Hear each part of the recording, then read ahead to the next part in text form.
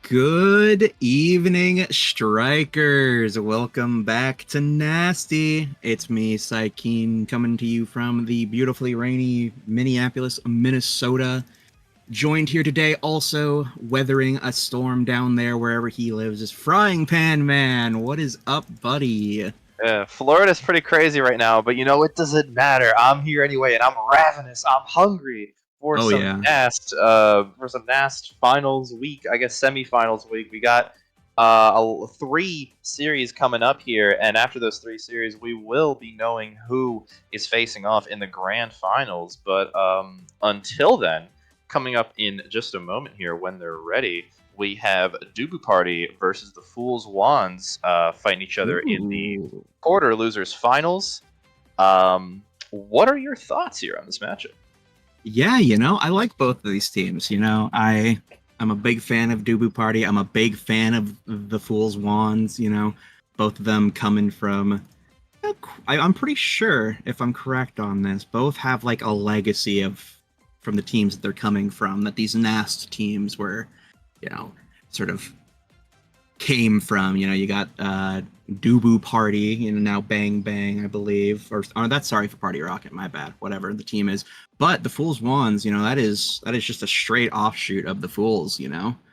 So I'm excited to see both of these teams play. There's a lot at stake here. Your tournament life in general, as whoever loses this game today is going home. Frying Pan Man, they're not coming back. Uh, they're out. Well, we'll have to see who that happens to. But I mean, we've already casted two of the Fool's Wands games already, so we're pretty familiar, at least personally, with what they've got going on. A lot of great plays from them. Patat has always been holding it down. It's just amazing what they can do on goalie. But Spooked Alter Color Craze just have a lot going between them with some of those great forward plays. Dubu Party, I'm very excited to see what they bring to the table. Spartan, I am familiar with from CCL. Been doing a lot of work over there. I know they can hold it down. Doxy, classic midfielder, knows where to go, knows where to be, and Mm-hmm. Swaghaver going to be working really well off that. And just all in all, very strong players, just to keep it short. Yeah, absolutely. And Bulls ones. We love watching them. Potat, Killer Craze, Spook Stelter. They got a lot to bring to this match. So we'll see what we are going to be playing on. I believe it's Tycho Temple is going to be our first game here. This should be an exciting one. We've watched quite a few of the Fools Ones games on this map, and it's a solid choice for them for sure. Yeah, they know how to make it work. And additionally, if we're going to take a temple here, we're also going to be grabbing Adrenaline Rush and Orb Ponderer for the actual Ooh. starting awakenings. We know already Fool's Wands be liking that damage. I assume Dubu Party also be liking to take people out, and you can definitely do that on this map. So I imagine Ad Rush, pretty popular pick. Still, though, that Mm-hmm. doesn't mean you want to sleep on Orb Ponderer. Having those cooldowns can be really useful to just block off a lot of this map and keep your abilities up. I imagine the goalie is going to be, if it's kind of more standard picks, we're going to be seeing Orb Ponderer on the goalies and then Ad Rush, for the forwards, more aggressive play style, depending on how they want to play these team comps. Yeah, I could definitely see that being the way things go. I could also see, or Ponderer maybe going to a midfielder as well. It's up to preference there. Personally, I think or Ponderer, it's just really strong on anybody. It's a nice thing to just have cooldowns coming to you every time you pick up an orb, especially on a damage map where you're going to be wanting to focus on orbs. It's really a balancing act. Mm-hmm. Yeah, but I believe we're actually getting into the first game here, so I'm excited. Are you excited? I am heavily excited, and I'm also very excited to see what actual characters we're going to be seeing here. Patat, pretty well known for the Rasmus goalie that we've seen in the Oh previous yeah, matches. so strong. I imagine that's going to be a pretty contentious pick, and I know it's. I guess Rasmus isn't as big of a pick for me on Tycho usually, but I mean, if it's Patat, they can hold it down. Otherwise, though, I mean, we'll have to see who they actually banned in terms of strikers. We got an Asher ban here from Fool's Wands and a Vice Yep. ban here coming from Dubu He's Party. these bans completely track Frying Pan Man. I mean, you're banning out Color Craze's Vice, well known for that pick, and you're banning out Swag Haver's Asher, which is also just a legendary pick for that guy. So, you know, getting some of the comfort picks out of there, putting some respect on their name. As we get into this first match, we're looking at Spooked Altar on the Juliet, taking those pummelers, Ad Rush, and Potat and Color Craze both pondering these orbs.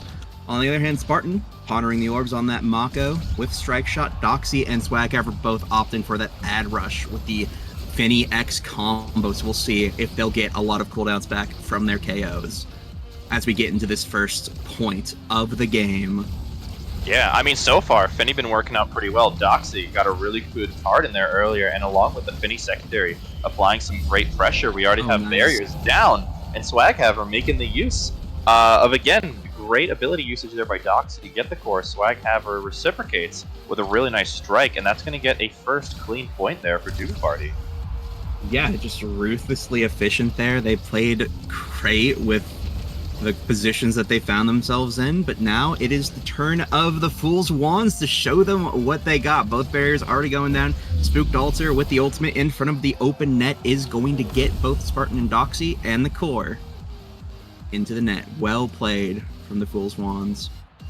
Yo, I mean, Dubu Party must have uploaded that first goal onto speedrun.com because Fool's Wands just came and said, you know what, I can get world record, I can do it faster. And they showed that, hey, it's completely possible, you know, when you work off of what Color Craze is bringing with now and what Spooked Altar is doing with that great Julio. But while I'm saying this, unfortunately, for Spooked Altar, they are going to be going down, and that is going to give a very powerful advantage that Swag Haver will use with the X to move in, double barrier, get the goal real quick. Speed runs all around here, folks. Absolutely. Well, it might not be a PB. It was a great run there for that third point. Now, getting here, Doxy is going to pop the flip. Swag Haver isn't going to catch the receive from the tap. Ultimate coming down from Spartan secondary now, hoping to speed up Doxy and Swag Haver. One barrier down, but another one might follow soon. For either side, we'll see. Doxy now pressing this corner, does find a barrier, evened up 1-1 now. Spartan using the core flip to get it clear. Color Craze now does have possession, getting it to Spooked Altar, who does land a perfect punch, but a kill coming off of Swag Haver. Now power play for Dubu Party. Doxy and Swag Haver now encroaching on this last barrier. Finny ultimate does go down, but Potat is a strike lord, getting it out of the Finny ultimate and managing to save their barrier against that power play push. Well played from Potat, as now the power play has ended. Color Craze is back on the field. Yeah, keep it going on though. Momentum has not been stopping. Color Craze moving over the heel. Great to keep everyone alive. So Spooked Altar gonna be moving in with a very clean Julie ult. I mean, it's nice to see a game here where the momentum just swinging back and forth. Both teams getting pretty clean goals on each other, and that is going to lead us to a 0.5 here coming up in the first set. Yeah, already so evenly matched here on this first set. We'll see. Maybe Awakenings will shake that up a bit, but who knows? Both of these comps do kind of have characters that can scale, but Swag Haver now with that core flip with the X Maximus is going to get some damage on Color Craze and Spooked Altar. The Finny secondary is going to also stack on some damage, but the core does manage to find its way back to Spartan, and Spooked Altar with a great dash punch is going to find the last barrier. Open goal now, uses the flip, not going to find anything for it. Spartan and Doxy now still in a bad position, but two flips for the both of them now. Primary trying to find something, not going to find anything just yet. Doxy burns the flip, shoots at the Swag Haver, who does get hooked out of position by Potat. Great decision making there, uses the flip. Now Primary just in the way there. Spartan now burning their flip. Swag Haver has possession, going to have to find a way to get it through Potat. Color Craze on the receive from the clear now, trying to fight through this 1v1 against Doxy. Swag Haver in the back trying to find something. A good timing on that bell ringer on the X Maximus is going to open it up, and it's open barriers for either side. This could be anyone's point, and Doxy is going to find the first set for Dubu Party. I mean, that was just an insane initial hold. Color Craze and Potat were just saving it so well from those amazing attempts there by Doxy and Swag Haver. But even then, it's an endurance game. You're not going to be able to hold forever. And in the end, once that goal finally opened up, Doxy making the most of it with a really nice dribble and just a hit to where no one can be there to clear it away. You know, you mentioned going into Awakenings here, there's a lot that could shake it up. Color Craze and Swaghaver are definitely both feeling pretty good. Getting Catalyst here for now and Perfect Form for X. They've been really impressive in their midfield and forward respectively, and that's probably going to continue with some really good Awakenings for both. Yeah, we'll see how they make the most of this. I mean, Perfect Form on the X has got to be scary, right? And that deny on the Julie, of 1-2 punch is also really strong on Mako. You get hit in that ult and it hurts a lot, but Spooked Altar does not need 1-2 punch to make something happen, in the middle of 3 of them. Julie Dash Punch is just going to be your best friend. Finds the points. It's 1-0 now. Fool's Wand leading the charge. You might deny the Awakenings from the Julie, but you can't deny the Awakening in a Julie's heart. Spooked Altar making big proof for that statement, just throwing it in with a classic dash punch, what Julie is known for. The trend, though, might continue. Spooked Altar getting a really good chance, great save there with Mako's secondary. Spartan's going to avoid a perilous fate, but not for long enough. Spooked Altar making sure to not lose the flip there, and is going to get the most out of it, picking up a second goal. Seems that Fool's Wand may have gained some pretty powerful momentum here. It's going to be on Duke Party to try and deny that. Yeah, we'll find out. Maybe that a little extra speed out of peak performance was all that Spooked Altar needed to make a difference here of this magnitude. Now Spartan and Spooked Altar once again in the 1v1. Spooked Altar almost getting taken out by that core flip. Mako secondary is going to keep the ball off of the barrier for long enough for Doxy to get in there and throw down that secondary. KO coming out now onto Spooked Altar. One barrier does go down. Double power play. 1v3 is Potat versus Doxy and Swaghaver. Trying to find something, but Potat is just a legendary player here on the defense. Just immaculate gameplay from Potat in this power play. Swaghaver now is back on the field trying to find something. Is going to find one barrier for his troubles now as we get back into this even match. I mean, again, Potat been holding, and Potat been holding Swaghaver to their death. Great job there, avoiding a much power play. Is going to get to a 2v2, but unfortunately is just not in position to avoid losing the barrier. Still, though, Color Craze and Alter are going to get a really good chance here to make it even, not quite. Still, though, are going to avoid losing that goal there. Doxy now with possession is going to move through, but is going to dribble a little too far. Potat's going to get the clear, giving a chance for Spooked Altar to move that core through really nicely. Color Craze now going to have to move past Swaghaver, is able to do so, ends up using up Spartan's flip without catching the core. Still, though, it's on Doxy and Swaghaver's advantage, but not anymore because the flip throws it up there. Spooked Altar already ready. The Julie dash punch into the goal of the set that brings it all down. Frying pan. As Julie, you've got that one job, and all that matters is that you're in the right position to do it. And Spooked Altar, job fulfilled. As we get into this draft here, Unstoppable is going to go on to Potat, just going to be able to shirk off all of those stun attempts to try and get the core through. Manu onto the Mako, great deny from the Now, who's up later. Heavy impact going down onto the Juliet, explosive entrance on the X. Twin Drive being picked up by the Now, Prime Time on Finny. These are all, very solid picks, some cooldown picks, and, Monumentalist, I don't think the greatest pick on the Mako, but we'll see. With that 1-2 punch, maybe you get a cheeky old kill or something from all of that extra damage. We will see as we get into the third set now. 1-1, Fool's Wands Dubu Party. Yeah. Plus, hey, it can't hurt to deny the Now from Mon. Oh, absolutely. Speaking of denying the Now, maybe denying the Now of life pretty soon. Color Craze is going to be alive, but is going to have to watch out after taking that much damage. Still, though, goals open. Potat still holding on, is able to get some clears out, but Doxy and Swaghaver is doing such a good job of keeping the core there, and Spartan staying right behind to assist in it. He's going to try and move it around. It's on Swaghaver, going to move it through with those Rasmus abilities. Going to get a lot of chances, and you're going to need a lot of those, especially with Color Craze's lower stagger. Swaghaver going to try to kill, but not quite there. Color Craze is holding on, but unfortunately, Spooked Altar not going to be holding on. Still within all that chaos, we're back to a 2v2. Really good chances to kill there. Core going to be moving a little too fast. Spartan's going to lose that barrier, and that's going to lead to open goals on both sides. And Alter making the best of that scenario, going to be winning the strike war and moving it through. And again, Fool's Wand moving in with a nice advantage at the start of the set.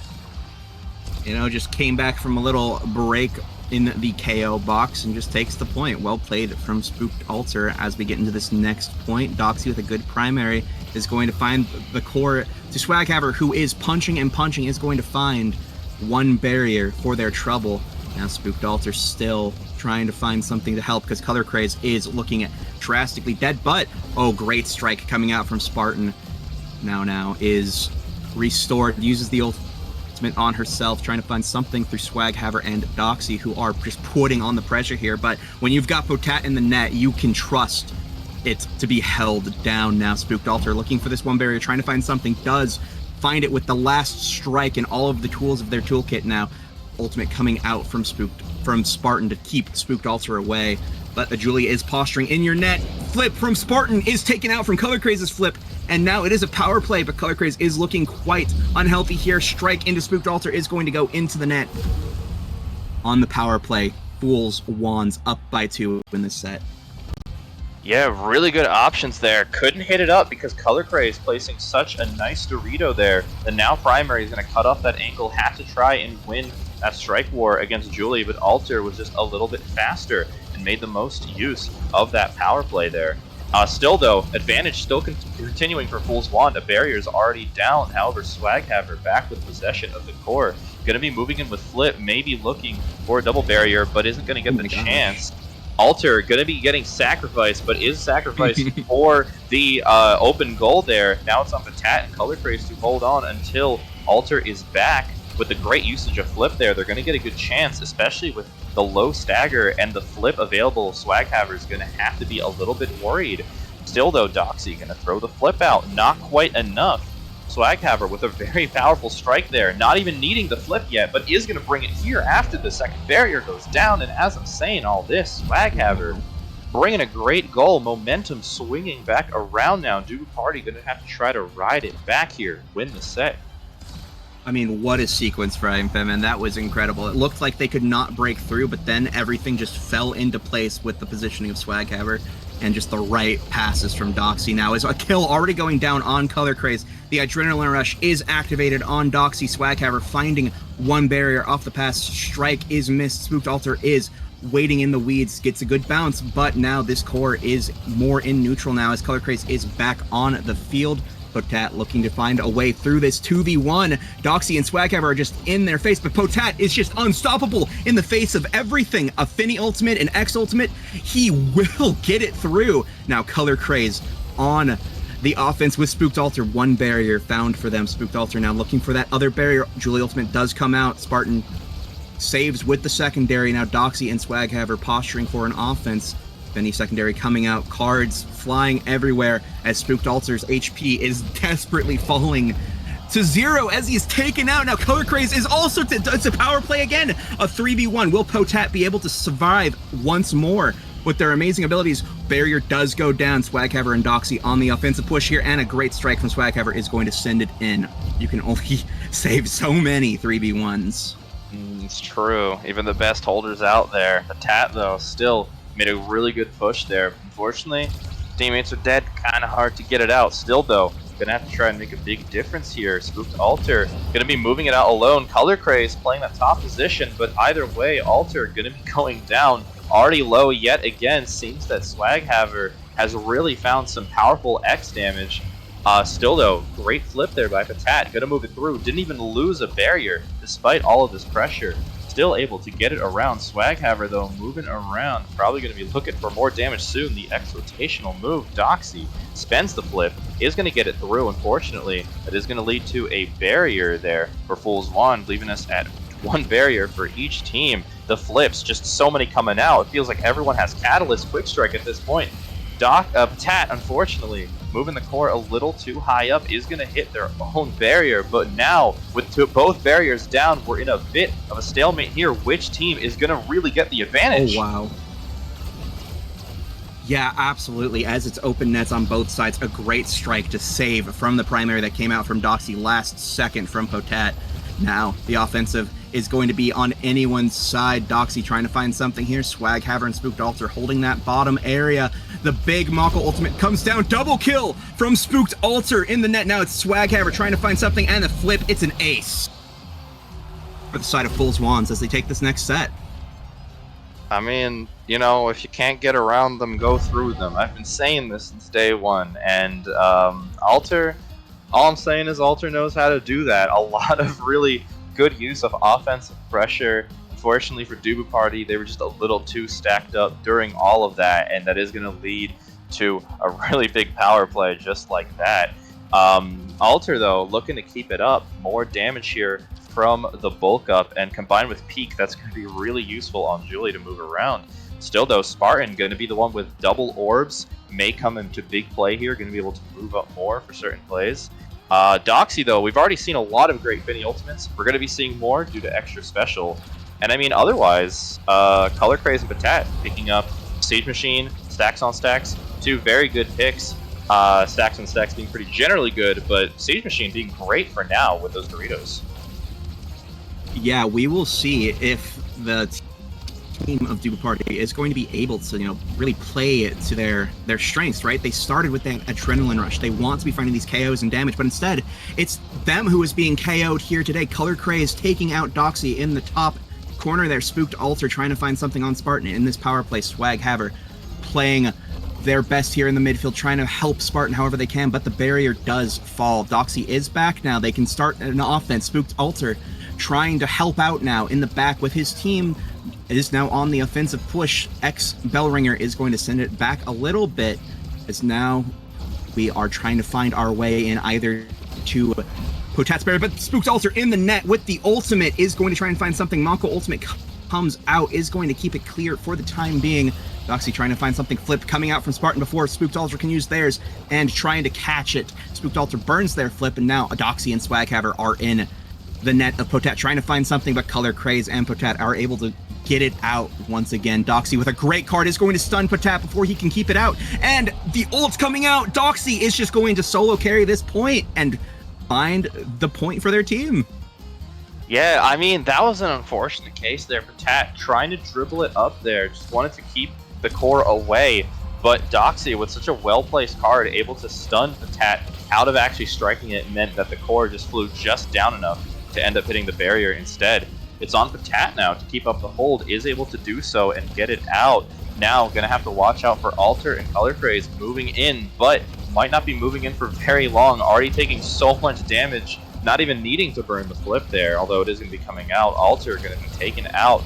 Patat now again having to hold against this very perilous offense and able to do so well. The Rasmus ability is just being used to such great lengths here. Alter now back on the field. Still though, don't mean much if Swaghaver moving up so much with the offense, but as I say that, Alter getting a great chance to throw some Julie punches in there, moving them through. Gonna get a great clear around though. Still, it's anyone's game here. Color Craze, though, trying to make a play. Unfortunately, just going to be hit by 30 abilities. It's a war zone out there, and that is going to lead to another power play here. We've seen them hold against these before, but are not going to be able to do it as well here. As Swaghaver going to be moving it through, and now it's on Fool's Wand to try and make it around this disadvantage here. Yeah, this is a 3 prize fighter X in overtime. This core is going to go fast with every single strike that he can get his hands on now. Color Craze and Spooked Altar trying to find this last barrier, trying to open up the net of Dubu Party, not going to find it, as Swaghaver and Doxy trying to find a way to get this core into the net. Barrier does go down. It's an open goal on either side. Swaghaver trying to find something cheeky with the barrier in the middle, not going to find anything just yet. Spooked Altar with a very close, splitting hairs dash punch, almost finds it, but Spartan is just quick on the uptake. Doxy now with a great flip sends it straight down.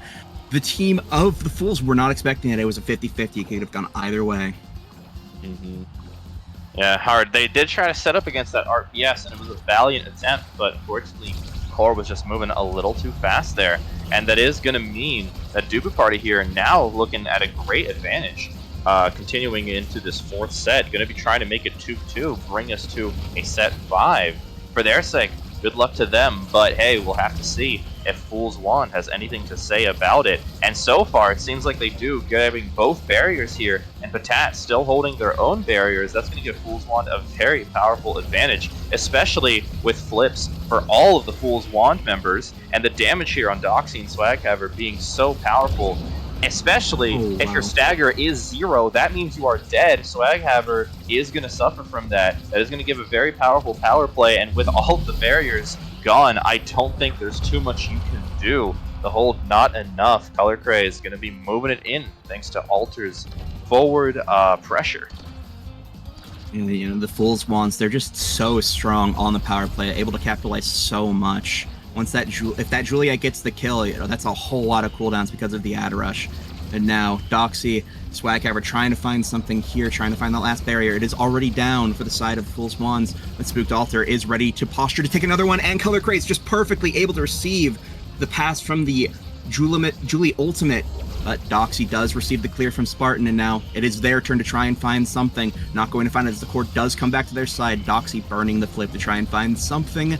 Does manage to find the barrier with the help of Swaghaver, who is ready for this offense. Finny Ultimate does come out. Patat forced to use the core flip. Pass down to Swaghaver, who passes it back up to Doxy. Finding anything here, but taken out at the bottom is Swaghaver now. That is all of their prize fighter stacks gone, except for the first one. Doxy now trying to find something on this power play, keeping it into the goal of the Fool's Wands. Oh my goodness, Potau was not expecting the range on that card, I believe, and it just sends it in. Taking the set on the power play. It's going to be Dubu Party. I mean, hey, Doxy showing us what Finny can do like that. That's some powerful card usage there. Going to be moving it through and grabbing a really great set 4 here for Dubu Party. And this is going to be very powerful because we're going to get into some big awakenings here. Doxy going to be picking up Quick Strike.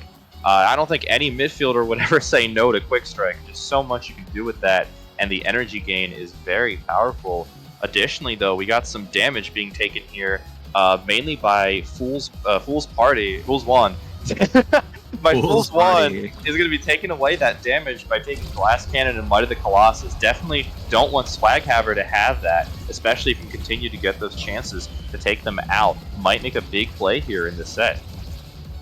Yeah, you know, that Quick Strikes pickup might be pivotal for their survival of this game, because, you know, it would have fallen to Color Craze, who has that catalyst. But now, speaking of survival, the team of Dubu Party just cannot manage to survive as they're taken out.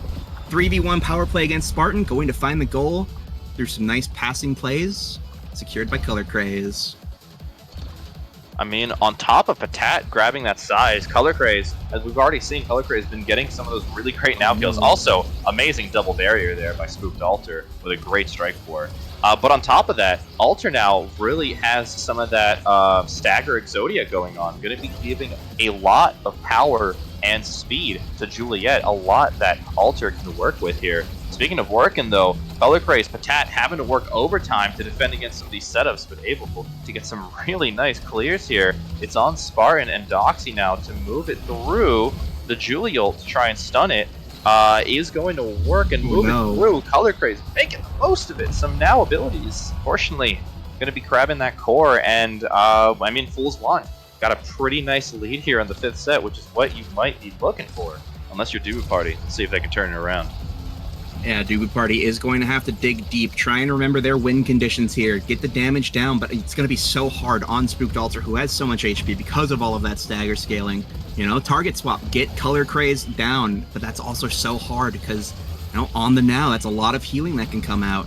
But the Mako Ultimate does find its way onto the other side of the field, trying to find something, but it's just so big, there's so much space to play around with. So now Potat is getting involved in the play on the power play. Spooked Altar trying to find the goal. Great primary coming out from Spartan is going to keep their team in this game just a little bit longer. Strike shots, take the barrier. Swaghaver now in possession of the ball against Potat. Color Craze does have that core flip, as does Potat. Great pass up to Doxy, great stun, and the core flip is used to take out Doxy once again. Just an eternal power play for the side of the Fool's Wands, but Spartan is fighting for their lives, getting it to Swaghaver over and over again, keeping it out of Spooked Altar's hands now.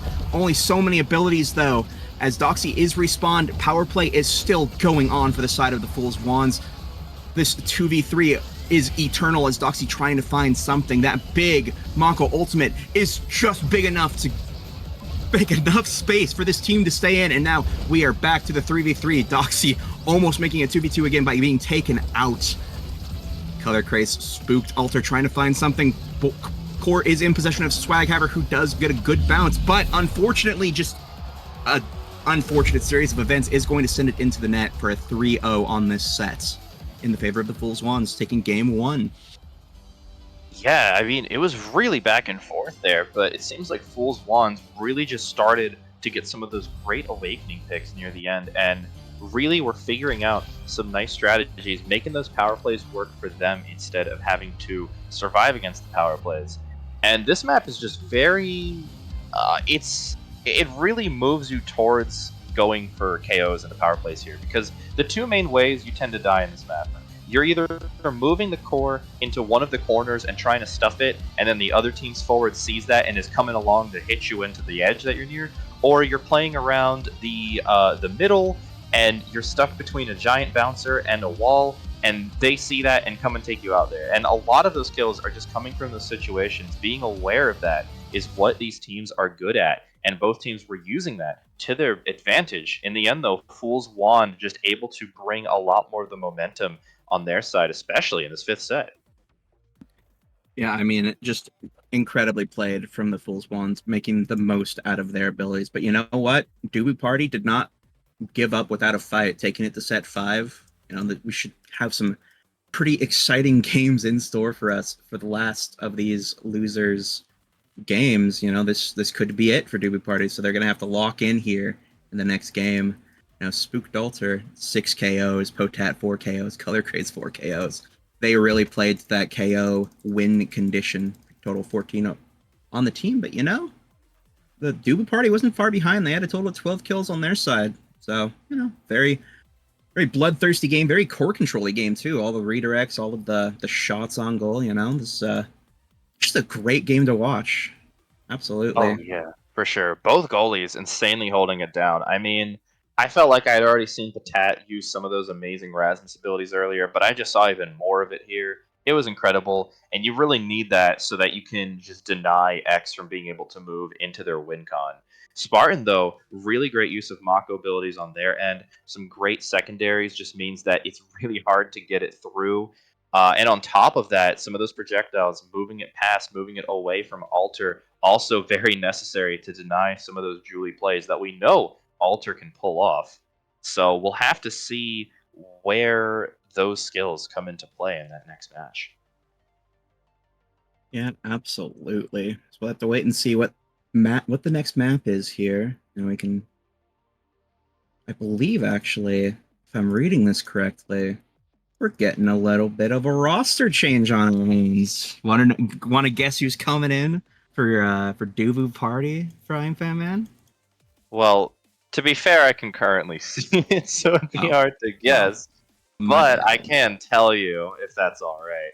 I do apologize for ruining the mystery, but it seems that if our information is correct, it looks like Dubu Party is going to be subbing in Bertram and subbing out Spartan. So, very curious to see where this changes things. You know, Bertram, just a fan favorite, a people's goalie, one could say. So we'll see how this adjustment changes things. You know, it was already so close. The teams were already cooking with each other. Maybe this substitution, maybe this will just be that little bit of edge that they need to pull it out. I am curious if it's map dependent, because we are moving supposedly into Aten City here, a very difficult map to defend, at least from my goalie perspective. I mean, with the one barrier, you just basically ignore the fact you have a barrier because you're just going to lose that. I'm going to be real. But then you have to be defending that open goal. You need the core control to make use of all that open space. Mm-hmm. And if it's not map dependent, either way, though, excited to see the people's goalie Bertram, taking some names here.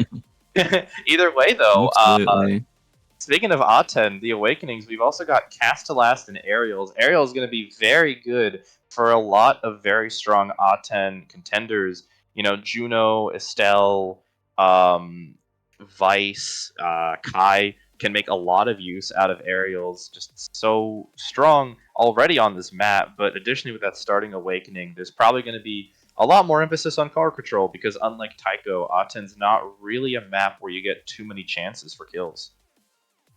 You know, you might get a cheeky one just from smashing somebody in the wall. They're walking too close to the edge there. Who knows? Maybe a Erasmus with some size might pick you off. No, I'm not definitely not speaking from experience there, but it appears the first ban coming out is going to be Octavia from Dubu Party, putting a little bit of respect on that cast the last aerials in the starting awakenings.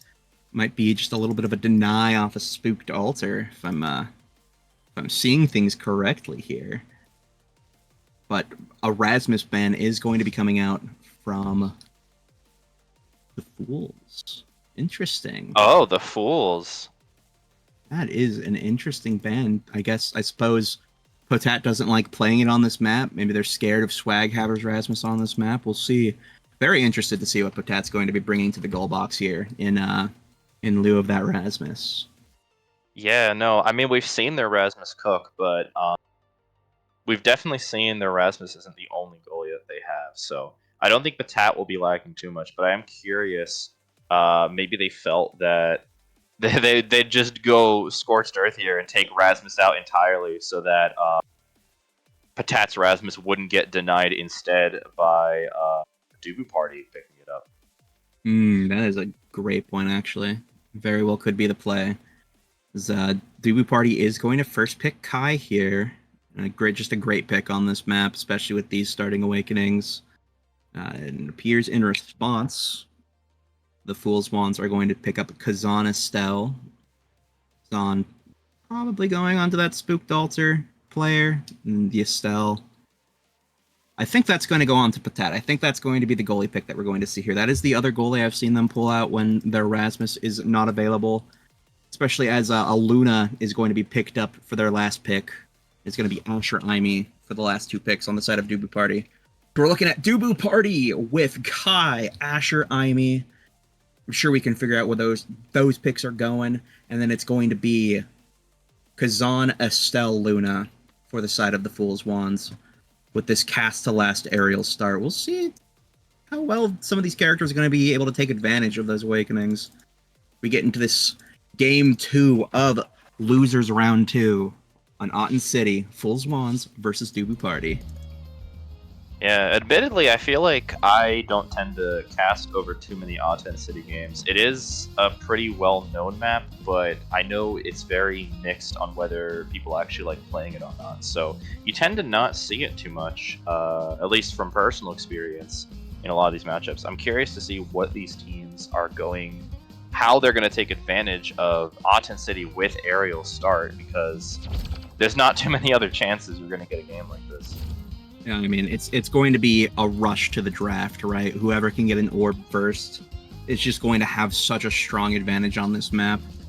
You know, this map and orbs being in rotation, they're best friends with each other, and I'm sure it's well hated by everyone else who has to play on it. We'll see who is running the orb economy. We'll have to keep track of that. Who gets first orbs? Who gets second? Dancer, Ponderer? We'll see as we get into this. It's actually going to be Potat on the Luna, Color Craze on the Estelle, Spooked Altar on the Kazan, Bertram on the Kai, Swaghaver, of course, on their comfort pick of Asher, and Doxy on the Amy. So we'll see. This could be anyone's game here. These comps are looking spicy and fun. We'll find out who is just going to be the better pilot on Aten City today. Yeah, I mean, everyone's taking aerials here. That makes a ton of sense for both the map and the characters that are being played here. Not much cast to last is going to really be able to do for you. Still, though, Patat, unfortunately, going to lose the barrier, and then the goal, Doxy, with a really clean Aimee secondary there. Patat was just not quite ready, and that is going to lead to a starting point here for Dubu Party. Yeah, you know, this is a strong start coming out from Dubu Party. Swaghaver now trying to find a way through this bottom side here. Corner offense, Doxy with the secondary in. Not going to find much just yet. Spooked Altar just in the perfect position to receive that attempted strike war clear from Bertram. Swaghaver now does have the flip, isn't going to use it just yet, uses the primary instead, gets cleared away by Putat. Spooked Altar, though, receives Doxy and Swaghaver with a great offense. Amy ult coming down. Great glitch pop to secure the goal. 2 flips. So many resources used from the side of the Fool's Wands. And the goal is secured by Dubu Party. Yeah, that's going to be hard to come back from, having to end up using all those resources and still losing the goal, though. Still, in those small moments there, teams have been fairly even. It's been interesting enough because I feel like both teams, despite what I said earlier about Austin City, have been trying to find some good KOs. I guess it's just on them to be able to notice those chances so quickly. Speaking of chances, Color Craze and Alter are going to get a really good chance here to score, but not quite. The pressure, though, Patat's going to be moving in with a really nice Luna missile. That's going to give Alter a nice chance here. Bertram not having the abilities to counter that strike. Fool's Wand is not going down this set without a fight. And that is just such a strong point of this team, this comp coming out from the Fool's Wands. It's just the ability to pinch you in with all of their long range, cross map abilities. And Doxy is going to use one of her cross map long range abilities herself and secure the goal with a core flip. Well played. Dubu Party taking this first set 3-1. Yeah, it's difficult. Everyone here has got access to really long-range abilities, and Doxy, I'm very familiar with what they can do when they have access to it. Just so much power with the core control, being able to force, Tat or Color Craze or whoever into those RPS situations. You have to be aware of those. You have to be aware. Aimee has just such a range of effectiveness. Speaking of orbs, though, we mentioned them earlier. Both orbs in this draft, that means the teams have to take them. Orb Dancer is going to be going to Doxy, who I'm sure is going to be utilizing that to move around even faster, and Color Craze is going to be grabbing Orb Ponderer, a very good pick on Estelle. Otherwise, though, Bertram is going to be grabbing Quick Strikes, very good on Kai, on top of Swaghaver's Asher extra special. You can already see an effect there. Already able to set up for some nice barrier gains, and even going into the goal. I can't even mention all the awakening. They're just moving so quickly into starting the momentum chain yet again. Dubu Party starting with a nice advantage. Doxy just on point with those ult setups with the glitch pop secures as Swaghaver just keeps it in that corner for her. It's just incredibly well played from this team, using the best of their abilities, using their strengths to the utmost, though. Barrier does go down, and that was the strengths of the Fool's Wand comp. Just 3 guys coming at you from everywhere.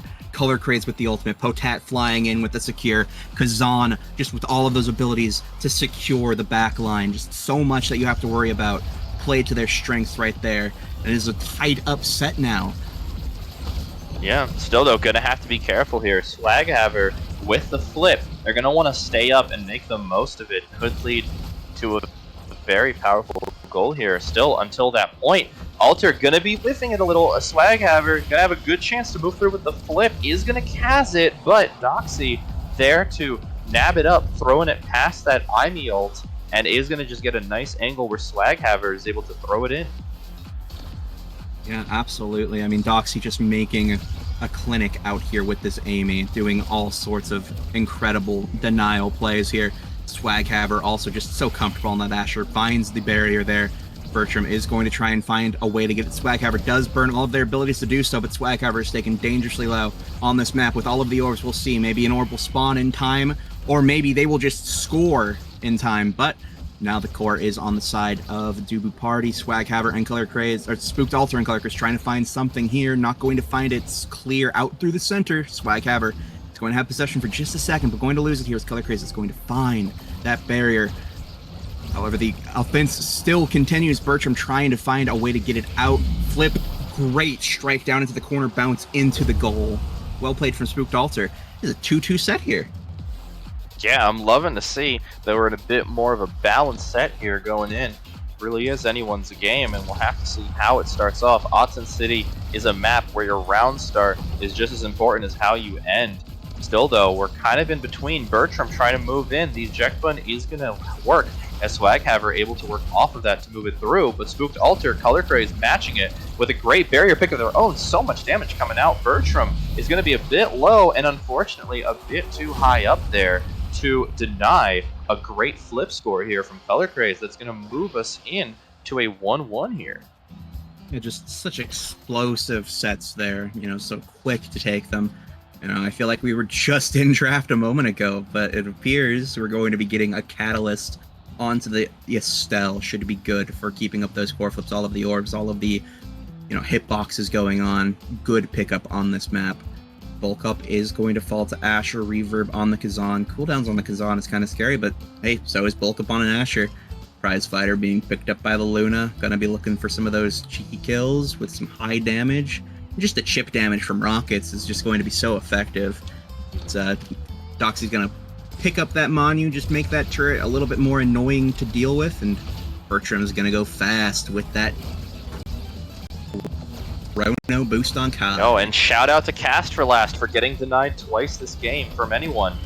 Continuing on though, Pat making great use of the knockback from that Luna nuke is going to be able to move it through. Great defense there. Great clear from Color Craze is going to allow them to try and move it, but not quite enough. Bertram with the eject button is going to move it through, and Doxy and Swaghaver making the most of it to gain a great advantage. Barriers down on both sides though. Spooked Altar with the Kazan, not quite enough. Doxy tries to move it through, but the eject button from Luna good enough to bring it back. Either way though, still currently Dubu Party with a bit of an advantage here as Bertram has the flip, but as I say that, Doxy and Spooked Altar now also have flips. Not going to have to spend them yet. Bertram trying to move up to use a flip of their own, but unfortunately stood there a bit too long, didn't get it, lost the eject button, and Altar is there to bring it all the way into the goal box. Yep, you know, a little bit of walk of shame there. Eject button ran out. Bertram just gave up on life there. Best to let it go out without trying, I suppose. But we'll see. You know, Doxy's taken pretty low here already, but orbs are on the field. Plenty to get HP back up. Estelle, with a great core flip, is going to find that barrier. Spooked Altar also posturing with a flip of their own, takes out Bertram, and secures the point for the Fool's Wands. Yeah, Fool's Wands starting off with a very strong 2-0 lead, completely changing up the momentum. First game was all Dubu Party. Second game, we got a bit more even, and now Fool's Wands just making it work really well. Great strike around the Asher ult. Additionally, however though, Dubu Party is going to go into a bit of an advantage here resource-wise. Swaghaver already has the flip. Doxy not far behind. Gonna have to watch out here. They're definitely going to be wanting to set that up, but a Spooked Altar and Color Craze have anything to say about it. Kazan strikes. The poking stick of Kazan is just a little too powerful. Moving in. Patat not in the best position to avoid the flip shockwave, and Swaghaver is just gonna throw it right in there. You know, excellent find from Swaghaver, knowing the limits of core flip there, and knowing that Patat was just a little bit too close to that edge there to take him out. Just well played. Great fundamental knowledge coming out from Swaghaver of the mechanics of the game. Now, barrier is down for Dubu Party, but they were in this position just before. But the Estelle is going to use those cooldowns to just limit Bertram's options and send it in with the Crystal Thorns there. It's Fool's Wands now, taking this to the next set. Yeah. I mean, hey, Estelle, sometimes you just do those abilities, you do them big, and they work. And that's how you play Estelle here. But either way, though, gonna move into Awakenings here. Unstoppable coming out from Kazan. That will be useful to stop Dubu Party for avoiding damage. So I can kind of understand that. Rapid Fire Prime Time going to be given each to both teams, more cooldowns. Very helpful for Color Craze and Bertram. Still though, even more damage coming out as we see the Deadeye getting denied by Swaghaver. Still, Patat going to be picking up Twin Drive, not a bad pick for Luna, and additionally Doxy going to be running that explosive entrance. We've been seeing the IME secondaries do such big work before, that may be another chance to see even more. Yeah, I mean, we'll see. As we watch some absolutely immaculate defense coming out from Bertram, unfortunately, there's only so much you can do. Barrier does get taken down, though. It is open barriers for either side. However, it's a power play for the side of Fool's Wands. Now, Spooked Altar looking to find something here. Color Craze in the weeds waiting behind with those Estelle abilities, but Swaghammer is back on the field now. Flip comes out from Color Craze. Primary not going to find anything. Great Giga Blast coming out from Bertram's going to keep it alive for just a bit longer. Potat now in the fray trying to find something with that Luna secondary, not going to find it. Swaghammer and Doxy now on the offensive. Amy Turret coming down, going to find it off of a strike from an current bounce. Well played from the side of Dubu Party. Incredibly, they flipped it on him perfectly. Yeah. They did it big, you know, they flipped the pancakes there. I mean, Bertram, such a good hold there. I mean, you know, we saw an amazing Gigago play there. Both barriers going to be going down here quickly, but being able to do that play like that gave a great advantage to Doxy and Swaghammer to move it up. And as I say that, so many goals so close to happening, flips being burnt on both sides. Eventually, though, Spooked Altar just going to be in the perfect position to move it through, and that's going to bring us to a 1-1. Yeah, you know, that's a hard position to be in if you are Bertram. You know, you want to use the flip to secure, but you also, you know, want to maybe try to put some trust in your teammates. It's a hard call to make. Flip is probably the right call, but we'll see as we get into this next set. 1-1, Swaghammer almost being taken out. Doxy with a great pass cutting. Glitch Pop is just a little short on it. Bertram uses their primary to keep it out of the goal for just a little bit longer. Looking dangerously low, though, in the face of an Estelle and a Kazan. This is a dangerous place to be if you're Bertram. Core just keeps getting shot back, but incredible clears, great patience, and just everything needed to flip the script once again. Power play for the side of Dubu Party. This Color Craze is taken out. Potat, though, looking for something here, trying to keep the core out of the possession for just as long as they can. Ult coming out from Swaghammer, not going to find it. Bertram is running in, trying to find a way to assist his team now. Estelle primary is going to come out, but the Crystal Thorns once again is going to be just too much to handle as the Fool's Wands are now on potentially series points.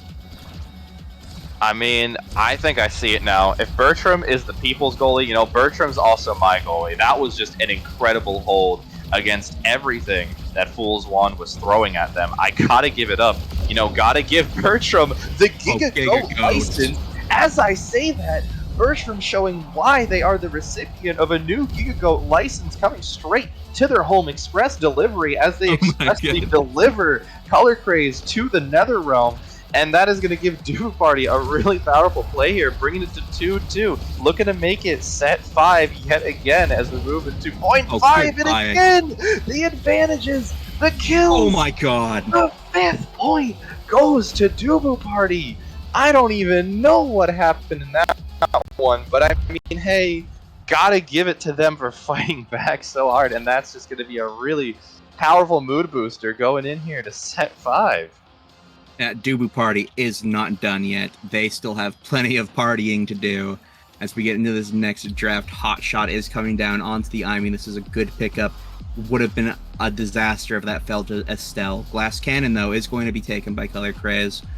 Missile Prop coming out from Bertram. This should just help him keep a little bit more control with those primaries, and also just, you know, empower those Giga Blasts that he's been just going off on. Stinger is going to fall on the Luna. This could just be a little bit more dangerous damage coming out.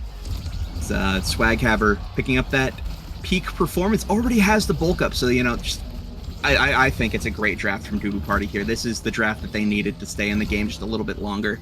Once you punch on Spooked Altar, it might be a bit scary, but it doesn't seem to matter because barrier's already down. Doxy and Swaghammer are just posturing here for the goal. KO coming out from Swaghammer. Potat is dead. Doxy sends it backwards to Bertram, who is unfortunately lagging. I don't know what's going on. I don't. You know what? Hands up in the air? What the heck? I don't know. Cinema? Question mark? I mean, you know, Bertram is just so confident. They don't even have to care about defending. They already know the goal is in their grasp. In reality, I believe Bertram may have ran into a little technical trouble here. Still, though, holding on to that core, able to get it through. I mean, great barrage there as I say all that, Bertram is just making it work. Doxy and Swaghaver now going to be trying to find an opening here. Not quite enough. They're going to be moving it through, though. As I say that, Swaghaver with the barrier. Oh my god. Bertram, unfortunately, not able to deny that strike from Kazan. Yeah. That was crazy. I mean, I didn't see the Kazan indicator at all on my screen. So that guy just appeared out of nowhere. That was crazy. Now it is tied up on this fifth set, 1-1. Bertram fighting for their life. Unfortunately, barrier is going to go down, but we've seen this map can be flipped so quickly as Doxy is already on the other side with the core. Not going to find anything yet, but Potat's barrier does go down. Flip used from both players, Swaghaver and Potat. Bertram, though, and Spooked Altar both have a flip for this offense. Going to burn the flip off of Bertram, and Spooked Altar going to use their flip as well. Going to try to find something. Potat is coming in. Oh my, the Rockets! Sending their last regards, Potat! Before flying out, just leaves a little present for Doxy's core flip. Oh my goodness. A bit of a parting gift. I mean, fair enough. Doxy used a really great IME ult there to deny Spooked Altar's flip. Tat just wanted to return the favor with a nice little Luna rocket. That's going to give Fool's Wand a nice advantage starting in here. Still, though, are going to have to be careful. Doxy almost getting it through, but an amazing Luna secondary there. But Tat is going to move it around. Now it's on Dubu Party to avoid anything too bad here, and they are able to do so. God. Moving through, getting their eject button recall a little too quick. That's going to give Swaghaver a nice strike into there, and we're set 5.5 yet again. These teams just love keeping it up, keeping the strength. We'll have to see which team is taking it all here for this second game.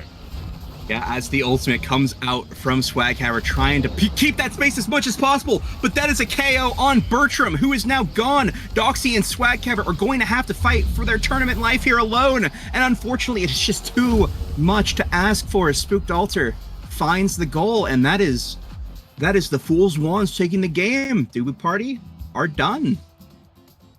Yeah, a lot of some unfortunate possible technical things there, but still, though, Bertram was such a powerful switch and really made great use of those Kai abilities. Just unfortunately moved a little too far there. That sometimes happens when you're running that eject button, and I believe it was Color Craze's primary there that killed there, giving such a powerful power play. That's a bit of a sentence. Well, Fool's Wands rode it to victory. I guess, hey, they bring it to set 5.5, but they know how to bring it home here, and that is going to lead to a 2-0 victory here for Fool's Wands.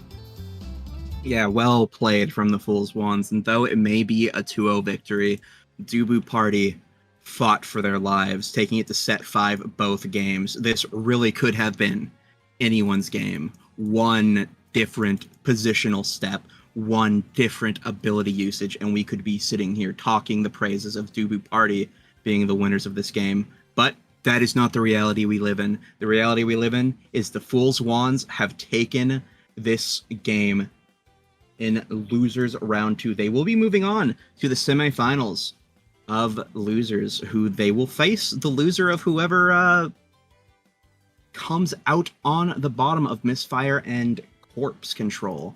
So we'll see two very strong teams, first seed versus second seed of Misfire Dynasty and Corpse Control, which is going to be coming up next. So you've got some good games ahead of you. Yeah.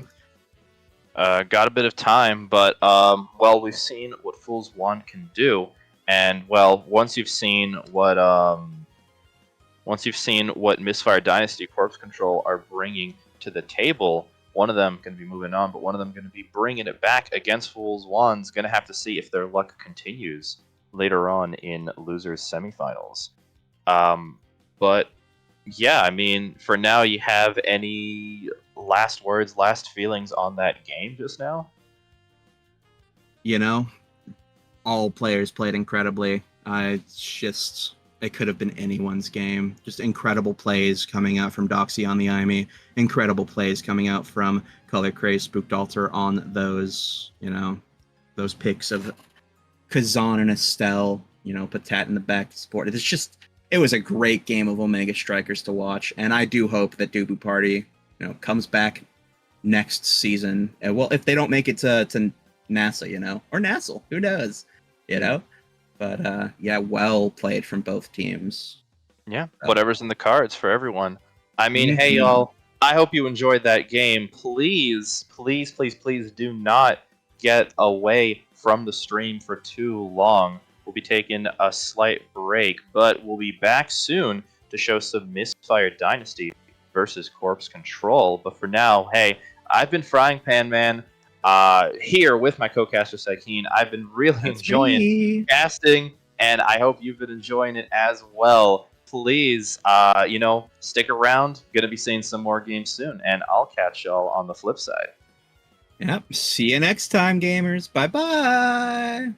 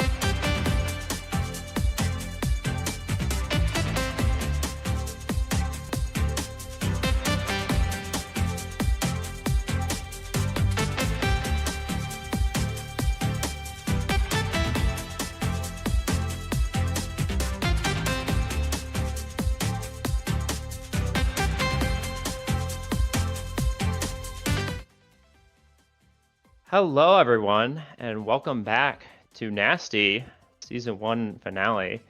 This time, we got upper bracket semis with Misfire Dynasty versus Corpse Control. I'm here with Cloak, and we ready to see another great game of Omega Strikers? Yeah, no, certainly. I'm especially excited to see Misfire Dynasty. I haven't gotten the chance to see any of their games this season, but I know that they're a heavy hitting team, obviously, or they wouldn't have claimed this spot on the bracket. But Corpse Control has climbed their way here too, so both of these teams fighting it out for that grand finale spot. What are your preliminary thoughts headed into this one? What kind of tactics do you think these teams are going to employ? So we actually saw this matchup in Week 11, and interesting enough, that was the only match that Misfire Dynasty lost. So we'll get to Wow. see if, because the stakes are obviously higher now, loser gets to fight Fool's Wands, who just won their series. And can they close it out this week against Corpse Control, get the better of them in the best of 3 series? Or will Corpse Control just have their number again and move on to grand finals?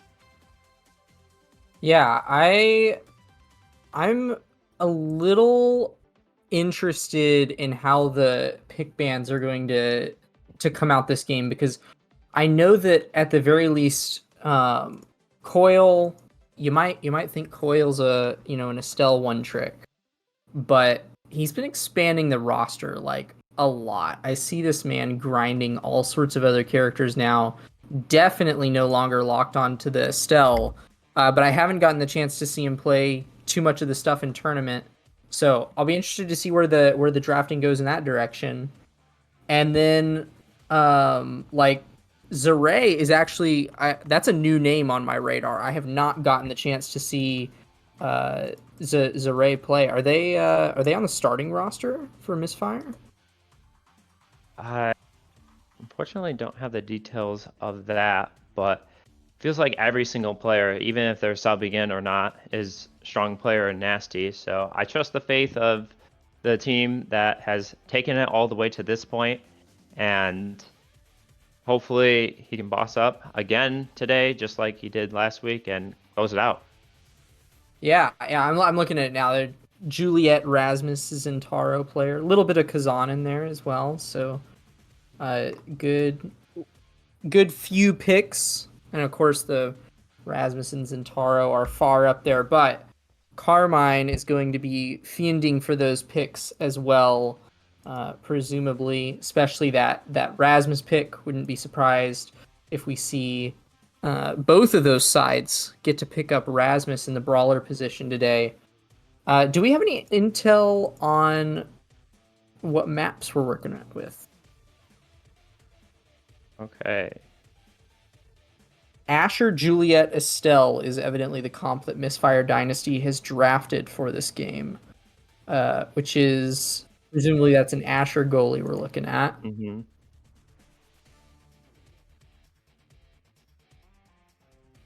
And then Juno Rasmus Kazan for the Ooh. side of Corpse Control. So I think the first question, obviously enough, is where is that Rasmus and Kazan going? Because obviously I think the standard thing to do is put the Rasmus goalie. It's been so consistent for all this time, but you know, a lot of people like playing Kazan in the goalie spot sometimes, and even Juno to some extent. Maybe it will get like a Rasmus midfield or Kazan midfield. Um, Looks like first map is Taiko Temple, so it definitely could be that Kazan midfield angle, but we'll have to see what the awakenings are gonna be. Looks like Hotshot Orb Ponderer. That's Oh, what I'm seeing for dang. the lobby. I So mean, that Asher is going to be tough to deal with Orb Ponderer start.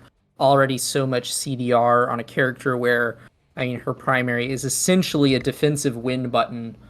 Definitely the bottleneck for her performance as goalie. So yeah, I'm the defense on the side of Misfire is already looking quite strong.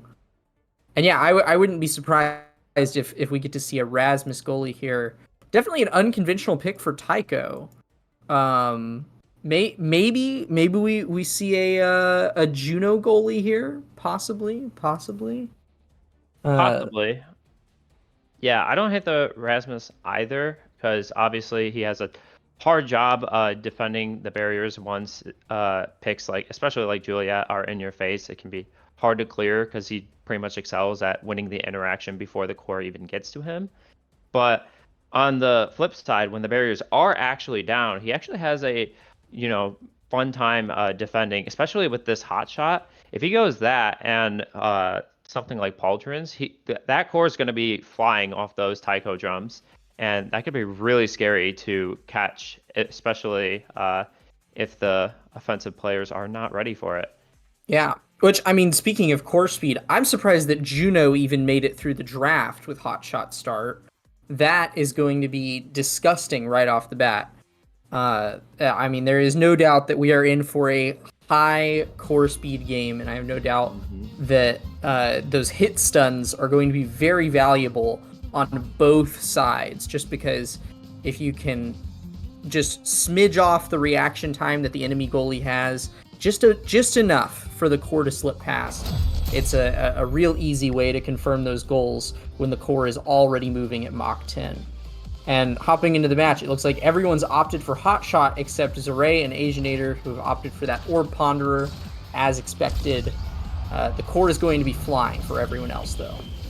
Yeah, already a barrier taken away instantly, even without the hot shot. Juliet Dash Punch really just gets it in there as Zaray gets another barrier down, and it's looking like an instant score.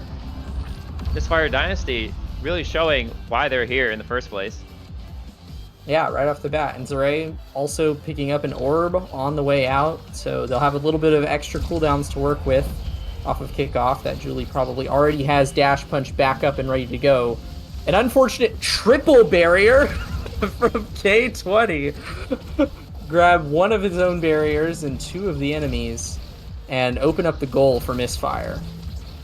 Yeah, Asian are going to have a harder time defending this as Zaray and Coil trying to get that barrier down. Now, it's a little bit scary as that Juno hotshot already seen some work, and this core is flying all over the place as Zaray and Coil go for a kill on the Kazan. They're still going to go for it as nothing really gets scored on the other side. Juno jumps in. Unfortunately, Asher says no, but Zack Smack just smacks it around Asianator and evens it up 1-1. Yeah, I'm a little intrigued by the Kazan pickup as well here. With the core flying so fast, sometimes it can be a little hard for him to grab the core just because you have to adjust so quickly. But I mean, so far Carmine does seem to be getting in on the plays. Is covering perfectly fine, grabs it there with the top spin, but is not able to find the barrier quite yet. Instead, it's Zaray on the other side of the field that strike wars K20. Yeah, I think that the forward pickup of Julie is going to be a little more beneficial with the core flying so fast and the more traditional close lane characters on Tycho. But I could be wrong. I could be proved wrong. Carmine is gaming right now. Yeah, it feels like one punch, one kick, one ult, all that can take in order to get scored on as Asianator tries to expend the flip in order to get an offense going. Coil gets the kill eventually on the Kazan. Tries to dribble it for an offense, tries to get Zaray in the right position, in the right time.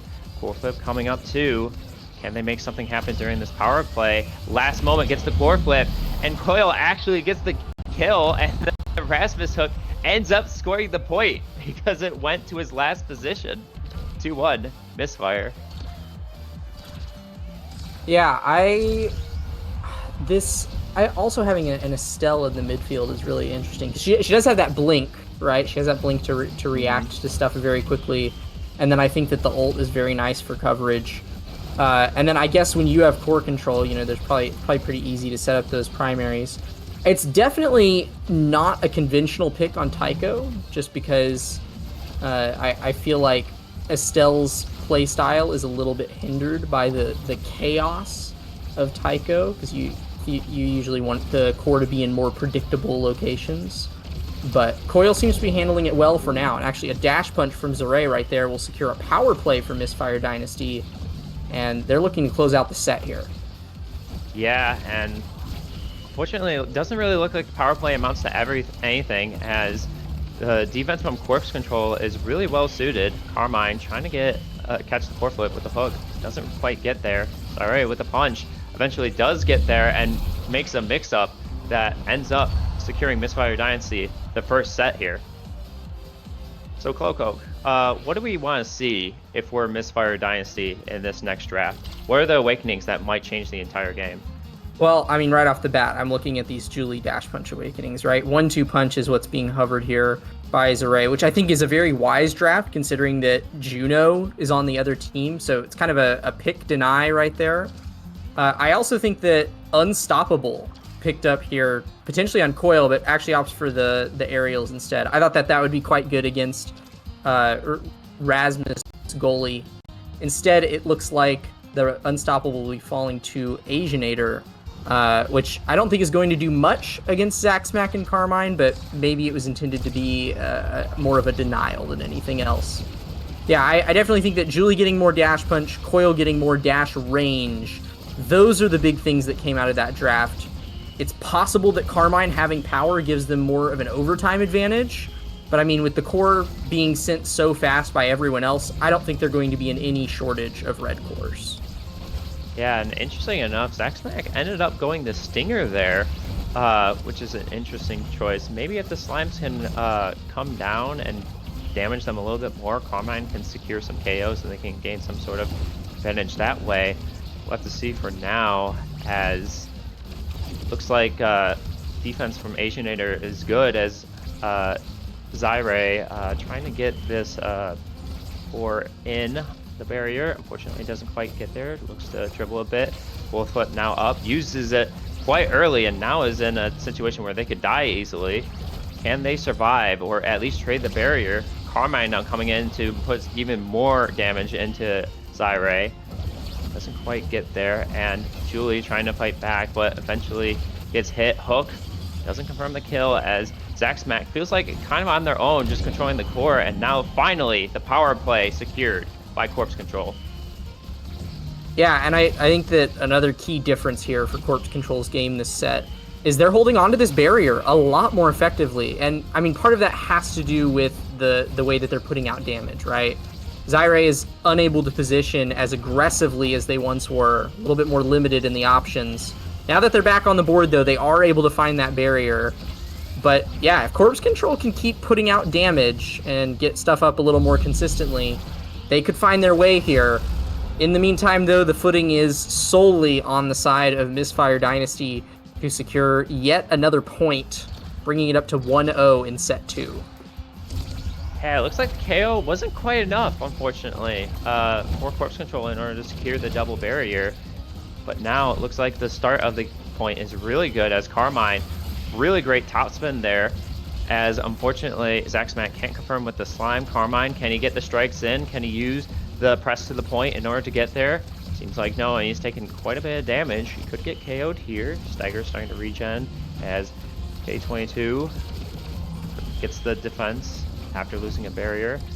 Now we're back in a neutral state. Carmine trying to mix up. Asianator not fooled by the crooked leverage, and it looks like Zaire trying to go for another barrier. Coil trying to keep core offense going. Unfortunately, not quite there, as now Carmine tries to get in one last strike, one last point in. Fortunately, seems like they're just hitting it back and forth, as Carmine finally finds the angle in order to hit the crooked leverage, hit the press to the point, and get the goal for Corpse Control. Yeah, I will say Corpse Control, I was a little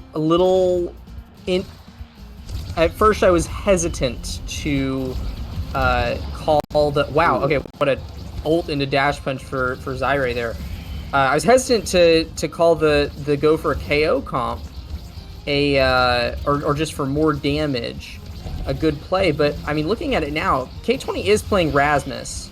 That goalie can put out a lot of damage on offense, and I mean, already Zaire is taking a bit of a beating this game, but simultaneously, the barriers of Corpse Control have taken a beating, but the core is rotated back over to the side of Misfire Dynasty, and Carmine and Zack Smack are holding possession currently. Yeah, Zaire just tried to go for the same KO on Zack Smack. Fortunately, Zack Smack not fooled, seeing what has happened to his teammate. And it looks like maybe the game plan is just to like deal enough damage while still having the core control with the Juno and the Kazan. As I say this though, pulling the Zyre trying to end the point. Great clear by K220 into Zaxmac into Carmine. Zaxmac maybe using the flip here in order to secure the point. They're trying to get it back, but unfortunately Zyre is just in there, and a great Rose Warp from Coil in order to secure the goal. Yeah, that's aerials coming in right there. Estelle would not be able to perform that dash without the Awakening. And just in time as well, because overtime had just hit, and with all of the hotshot intensive characters on the side of Corpse Control, overtime is a scary place to be if you're Misfire Dynasty. Yeah, I mean, Kazan just passive, allowing the core to be faster as he's hitting it in the close form, and Zaxmac's hotshot really making the core fly everywhere, but it doesn't seem to matter. It feels like Misfire Dynasty is just keep getting these KOs at Juliet, keep getting the barriers down, and keep getting the scores, potentially getting another one here with Zyre's KO, double KO now, going for Coil. Zyre, can the core flip get there? Can the core flip beat Zaxmac's timer? Unfortunately, the Stell Crystal Thorns aren't there, but the strike is 3-1.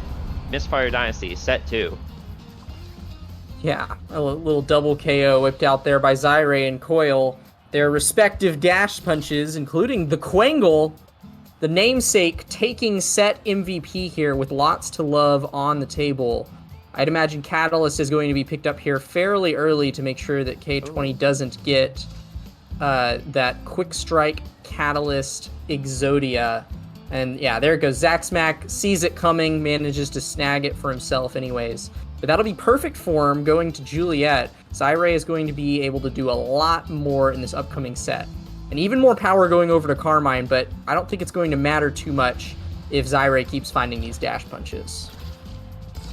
Yeah, I mean, if you asked me how that draft was going to go, I would not have said that those Awakenings would go that way.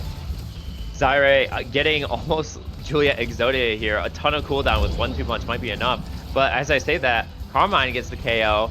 It doesn't look to matter though. Zyre keeping control of the core. Now Coil gives it up, fortunately. Own barriers with the Rose Warp. And looking pretty even now as K220 trying to get in there. He uses the really large Death Touch with the Monumentalist. Carmine trying to secure control on one side as Zaxmac runs up with the core flip, but one dash and one strike is all that is needed to score the point. Yeah, that's the perfect first point that you want to see, especially because Carmine secured a prize fighter stack right there. So the damage that's been coming out from Corpse Control is now going to be enhanced even further. That's 165 power Kazan. I actually wanted to mention, you were talking about the draft going a strange way. I was wondering why K20 picked up Monumentalist. It was actually to make sure that Carmine got a useful Awakening, because there were so many creation and buff Awakenings on the table there that Kazan can't use. So the Monumentalist Awakening was really just to make sure that Carmine was getting something to help him out on offense. And it is working as the barriers are falling and Carmine is putting out hits. Yeah, but fortunately Misfire Dynasty, again with the double barrier down. Now can they finally get the KO on Zyre? Looks like Rasmus Hook is coming out soon. And it looks like Juliet just ran into the topspin there. Unfortunate for her. Carmine now fully stacked up in the prize fighter. Really scary on the edges now. You have to be insanely careful if you're on the edge and not prepared for the topspin. Now, K220, can he get it through? Hooks it right back toward him in order to get some sort of advantage, but it looks like Carmine trying to backpass it to Zaxmac. Eventually works. Barrier Beam clears it out. Juliet, great Flame Flurry in order to get some offense going. And this core is now red coring all over the place. Can Carmine survive in order to get the barrier and get the score? Zaxmac now running up with the core flip, expends it in order to pass it to Carmine. Beautiful angle redirect there. And Zaxmac gets it in there. Asianator dash range was not enough. And Corpse Control now starting to get some momentum here. 2-0 in the set. Yeah, they're looking stronger than ever. These barriers are taking a long time to come down, and they're not even having to rely on overtime to make progress. They're grabbing these barriers far before overtime hits. Even in the first 10 seconds here, we see the barriers falling, and Zaxmac and Carmine are forcing out every cooldown under Asianator's belt, even with Orb Ponderer Asianator doesn't have enough to respond to that, and the goal is open on set point for Corpse Control. Carmine with the top spin will put it in and secure a 3-0 set, the first one that Corpse Control have managed to grab this match. Yeah, and I guess that's a result of all the power that is accumulated by Carmine. I mean, one top spin, hot shot, all that power, that core is going to go flying as we see this next set draft. Prime time, going to be the pickup for this Kazan.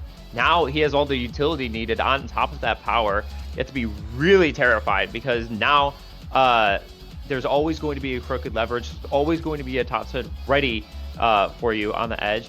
Stacks on stacks picked up by Asher, more stagger picked up on Estelle. And it looks like pretty even draft here. Adrenaline Rush, not even that bad. Cooldowns reduction pretty relevant on Rasmus. And yeah, we'll have to see how this set goes. Can Corpse Control keep up the momentum? Yeah, I actually think that both of the goalies there just drafted to get some more midfield presence. K20 is going to be a little confined to the power play after snagging a kill and proccing that Adrenaline Rush. But Asianator, after these stacks come up, both of these goalies have the freedom to walk up to the midfield if their team can create enough space to allow it. And, I mean, already Asianator up to 38 stacks on that stacks on stacks and growing, even as his barriers do fall to Carmine.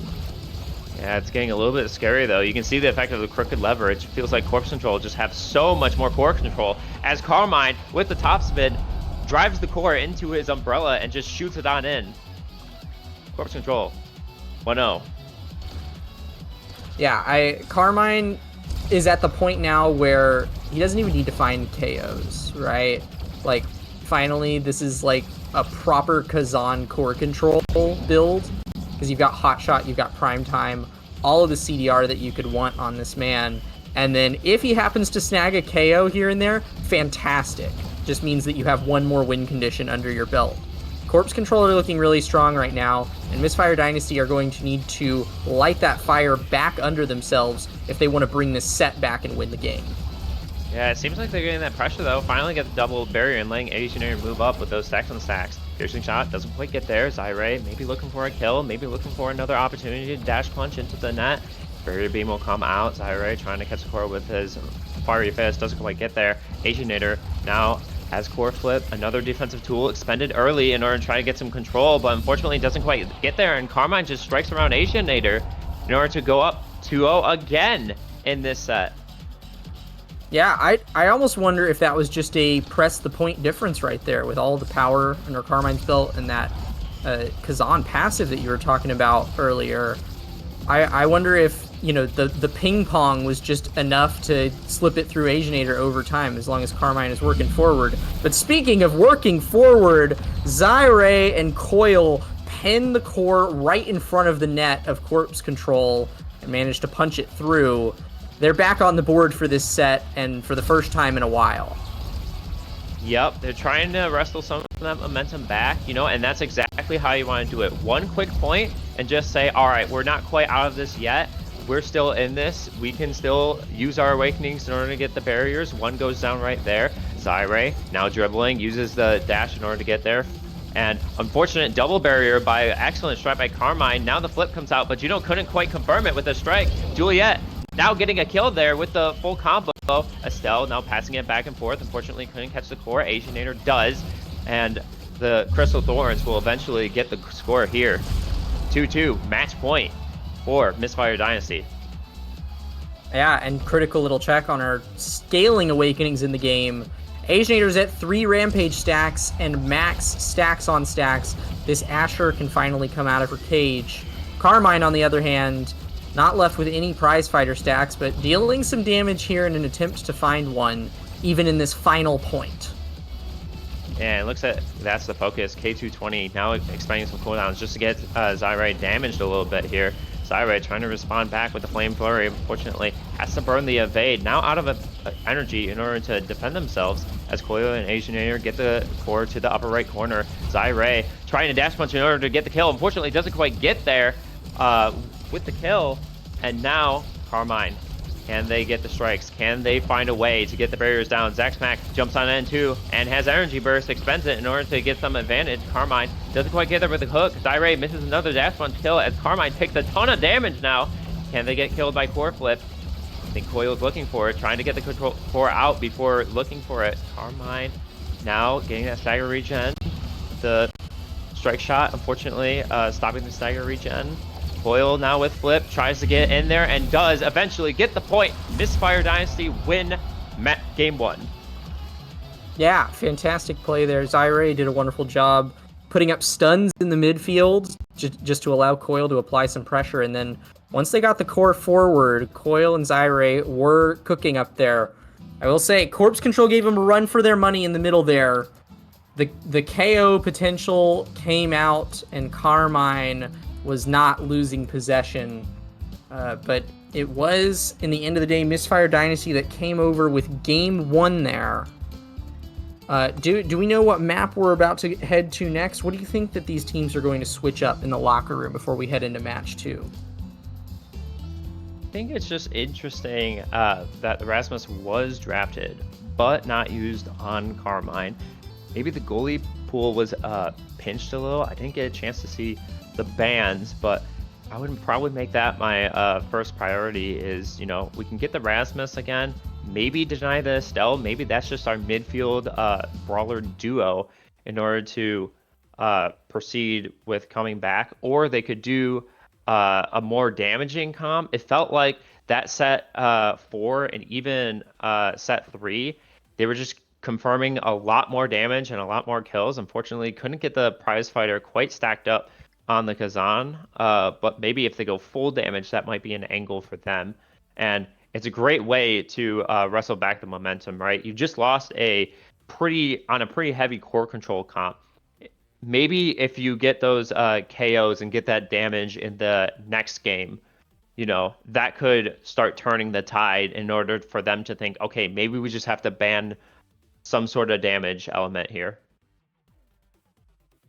Yeah, I think that maybe leaning into damage for Corpse Control could be a huge step forward, because it was really effective in those middle sets. Like, we saw that Coil and Zyre couldn't really do much when they were, just staggered. They had to. Their game plan was shattered when the damage really came out. So yeah, I agree. I think leaning into that a little bit more could be an important shift here for Corpse Control. I think it's possible that we see Misfire Dynasty kind of anticipate that. Maybe we get to see a now come out from Coil. Always these plans could be thrown off by some good stagger awakenings or survivability awakenings showing up in the start. So definitely these plans could all go awry, but I think that it's a good starting point for both of these teams for sure. Yeah, we'll have to see. And it does look like we're going to a damage-heavy map too. At Lab, Black Hole can be used for a lot of extra damage. Unstop can be highly prioritized, even just to run into the Black Hole to just deny that damage. So we'll have to see what awakenings we're going to start with.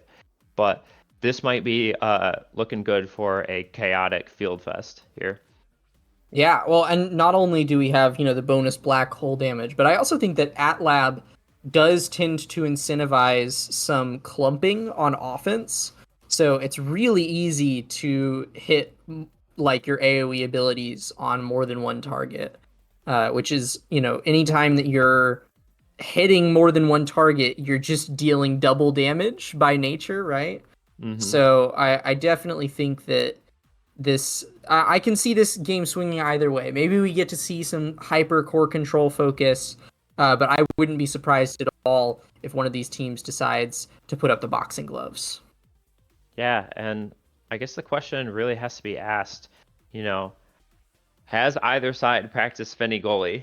Because I feel like that could make a huge impact, especially on this map. The extra damage debuff that you're giving your opponents can be huge in order to confirm extra loads of damage, and the ultimate can be really oppressive, especially with something like Monumentalist, especially around those circular goalie barriers. So Yeah, we'll have to see. someone in chat did just say, "Do they know who Asianator plays?"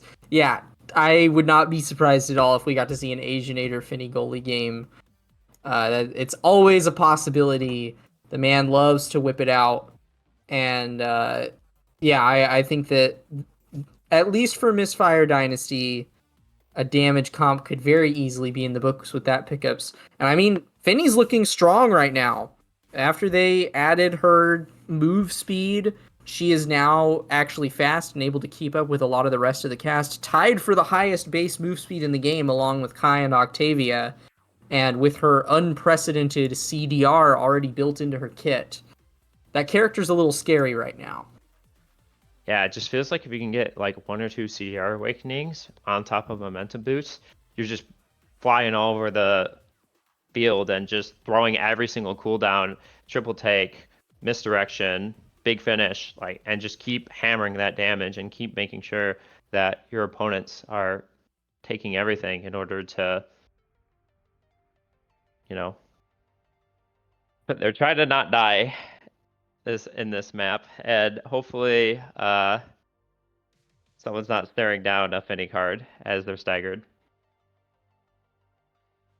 Yeah, I'm trying to see if we can get some word on starting awakenings here so we can get a little insight, perhaps.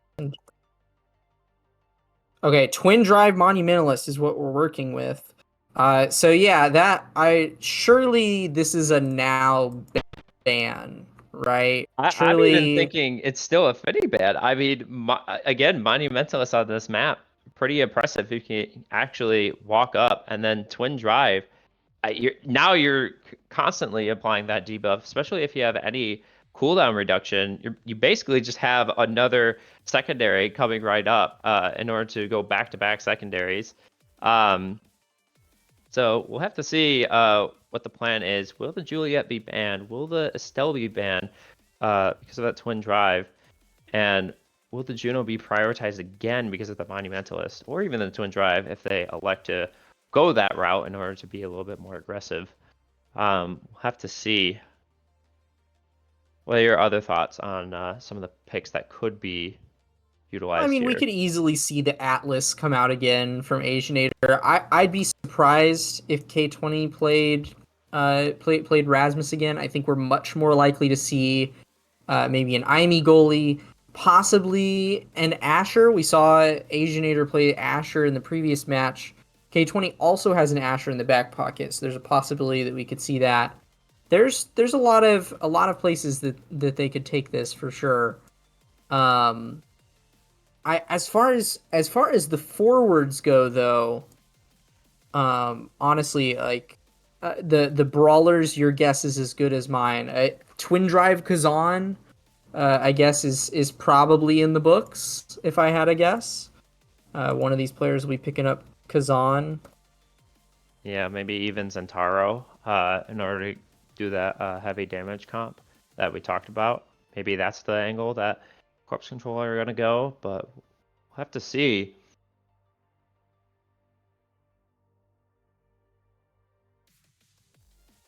So the loser of this will go to Fool's Wands. What do you think Fool's Wands are thinking about while they're watching this match unfold?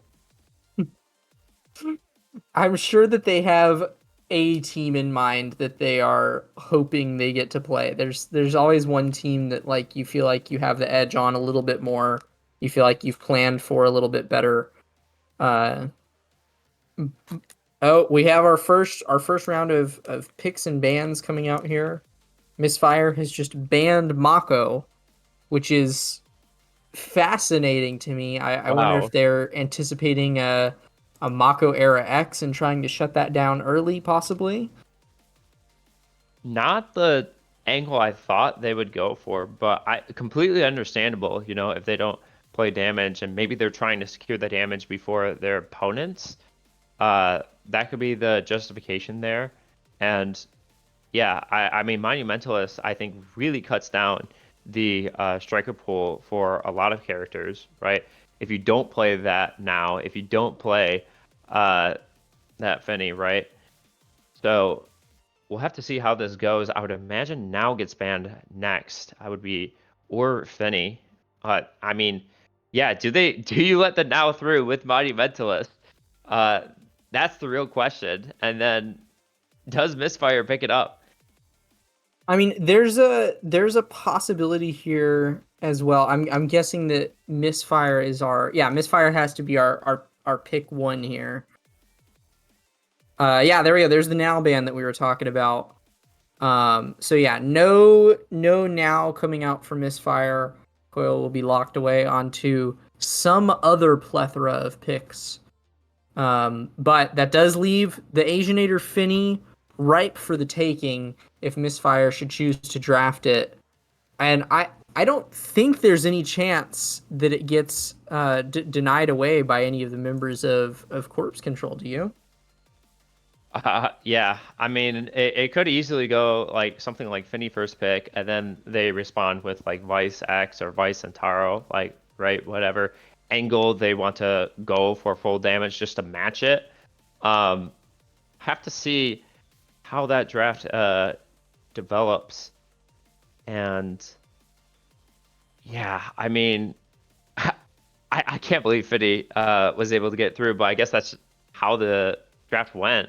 Now that can be the power of blue side, ensuring that there's that one striker you really, really want, depending on the awakenings, and especially with something like Monumentalist, forcing them to ban a certain character, can give you the advantage in this situation. Yeah, and I will say this is a very strong start for Era X if that's the comp that one of these teams is aiming for. The Monumentalist start is already a huge buff because I mean X is so good at just maintaining possession and applying consistent pressure, and then if you can set up those Arenados right off the bat, that is big money to confirm goals. So I definitely think that like an Era X from either of these teams would be very scary, and it's honestly possible that a comp like that wouldn't even need to go through the traditional scaling process for an Era X. Honestly, like I'd almost be willing to say that the Monumentalist start could just be a catalyst to push them through to a 3-0 potentially. Yeah. Like we are waiting for the next pick of the draft. And we'll have to see if they end up going that Era X angle. Looks like Misfire Dynasty just really taking their time deciding what angle do they want to go. Are they as confident as to do something like first pick Era and then go, okay, well, we know that you're probably going to deny the X and we don't care about X Vice. We're just going to go Juliet as our second pick. And maybe that's the angle they want to go. But it's super tough. They will pick up the Era, though. Okay. Yeah. I mean, honestly, with Monumentalist start, that's going to be a staple in any comp. I think that Monumentalist is perfectly capable of elevating Era beyond where she's falling in the roster right now. Hasn't been a particularly favored midfield pick, but certainly when she has those awakenings that really make her shine, she's a scary character to be up against. Yeah, and I mean, it's a little bit of an ego play, just saying like, hey, we know that you can't play the damage comp, you can't play Finny. We're just gonna pick the comp that you probably wanted, and that's probably just the angle they're gonna go with. Now we're Corpse Control respond with Vice X. I think that's the big question here as to what will happen next. I feel like that should be the proper response, especially with something like Twin Drive. Being able to have an extra ability in order to do damage in quick succession can be pretty massive, especially when Vice Secondary, the Thunderstruck, can hit a massive stun in those corner offenses. Yeah, do you think it would be Vice midfield or would it be Vice goalie picked up?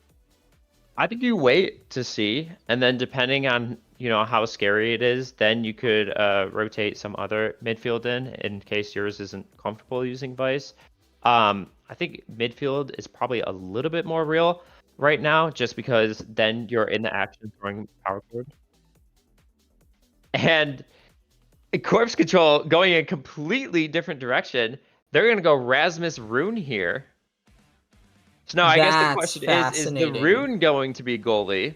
I think that's a Rune goalie. K20 has whipped out the Rune goalie before. I think that I think that is a Rune goalie that we're looking at, and then Carmine's signature Rasmus, leaving plenty of options for Zach Smack on the table. I mean, no shortage of picks for that player. What do you think is going to be the third piece to that comp? I mean, I'm absolutely shocked that they went this direction. So if they wanted to put it depends on where the rune's going, right? If it's a rune goalie, I would probably want someone with a little bit more core control that can deal a lot of burst damage with the Rasmus. But otherwise, we'll just. It also kind of depends on. Okay, so we just got word that Finny Juliet was now the response. So they didn't go quite the full damage, but Finny is, I feel like, more than enough damage in order to make up for this. Yeah, if nothing else, she's going to be bullying the crap out of the brawlers, right? And Rasmus Imy Rune for the side of Corpse Control. Okay, so yeah, they can flex into damage for sure.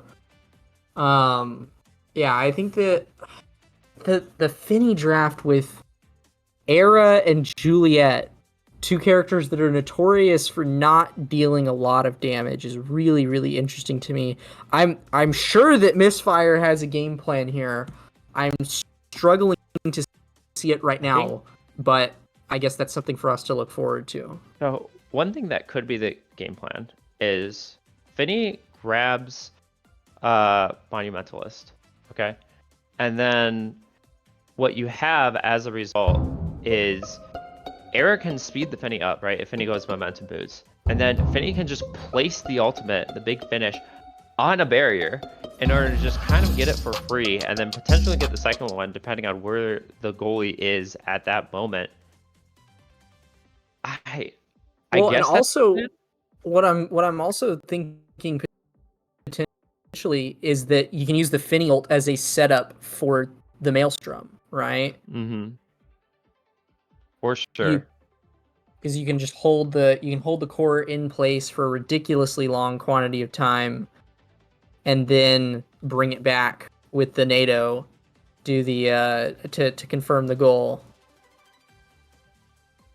Yeah, and we'll have to see what ends up happening here with the Awakenings. I'm also quite curious, what the Juliet's going to pick.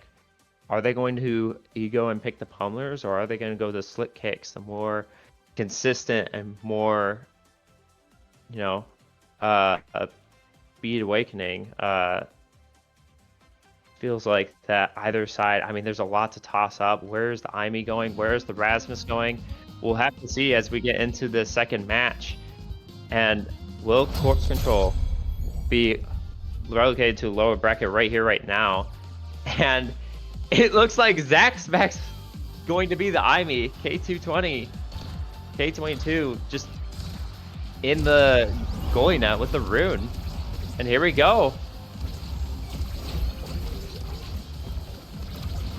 Yeah, so right off the bat, it does look like, yeah, we have the double Monumentalist pickup from Coil and Asianator. And then K20 actually opting for Twin Drive over the Monumentalist. Probably a little concerned that Zyre would be able to prevent those pillars from forming, just because Julie can sit at such close range and not really be penalized for it. But who will be penalized is Asianator and Coil. Right off the bat, Carmine seizing the advantage on offense and grabbing a point. Yeah, I guess you just let them cook, and they're going to do the things necessary in order to score the points. As Zyre gets that kill and the big finish already, if you work, just keep the core there, even with the rune pillar up, ends up getting the barrier. Now can Zyre find another kill or just get the other barrier? It looks like nothing is really happening as Carmine gets control of the core. Unfortunate Sad Boys though runs around the barrier as the barrier gets taken down there for Misfire Dynasty. Zyre now using the Flying Phoenix in order to secure the goal. 1-1. Yeah, a very clean start for both of these teams. I mean, we see how both of them are wanting to play this out. Just a fast KO coming out from the damage generated by this Finny, as well as the pressure from Zyre's Julie, and then the power play carrying through for Misfire, and then Carmine and Zaxmac just setting up stereotypical plays with the pendulum swing, holding all the out clears on Rasmus, and then being confirmed from behind with all the Imi abilities. So far, it does seem like the game plan of Misfire Dynasty is going a little cleaner as they have the barriers open once more, and they're not losing possession quite yet. Yeah, and it doesn't even look like this Fade is doing a whole lot other than casting ultimate and the occasional triple take, as Core doesn't quite go to the barrier. Now Coil will catch it. Carmine trying to find the dribble, uses the whiplash in order to get it out. Pendulum swing now expended with the Fireball Sentry. Carmine eventually gets the barrier down. Now we'll continue the corner offense by dodging Zyre's dash punch. Uses the crow flip in order to get the second barrier. It's all Carmine here. I think Zaxmax looking for a cyber swipe here. Doesn't quite find it. Still has it up in order to score. Uses it, try to get back to the core. Vanish, now used from Rune. Dash punch, again, missed by Zyre. And looks like the core is flying all over the place with overtime. It's going really quickly because of the extra core speed. K22 gets the core out with the Rune Pillar, and looks like it's back and forth by both teams. Can Asianator find the core flip in order to clear it, or the big finish? Misses both, and the offense still keeps on going for corpse control. Carmine trying to find it in the corner as K22 tries to get it cleared out. Zyre now damaging Zaxmax. Zaxmax looking really low. Eventually going to get core flip here and uses the glitch pop. Doesn't quite get it in. Kind of cazzes it. Now has a core flip. Shoots it on right through and gets the second point for corpse control. Yeah, corpse control did a really nice comeback at that point, honestly. It seemed like the core was never really cleared to Zyre, which, like, even though Julie plays really well into, like, Rune Goalie, it doesn't matter if the midfield is just kept up by this Imi and Rasmus, but it's going to be difficult to do that with Rasmus dead and Zaxmac is staggered. It'll be just a simple strike from Coil to claim the goal and tie up the set.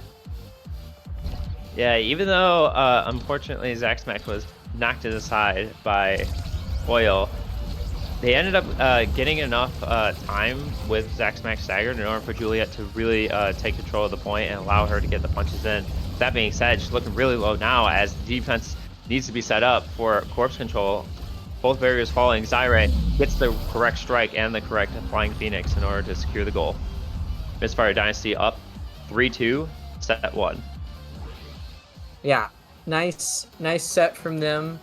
Definitely corpse control, not letting that set go down without a fight, but a very nice reward here for Misfire Dynasty. Quick Strike and Catalyst up on the board nice and early, as well as stacks on stacks, and I think they're in a good position to play with stacks on stacks because they're the ones that are getting kills right now, not corpse control.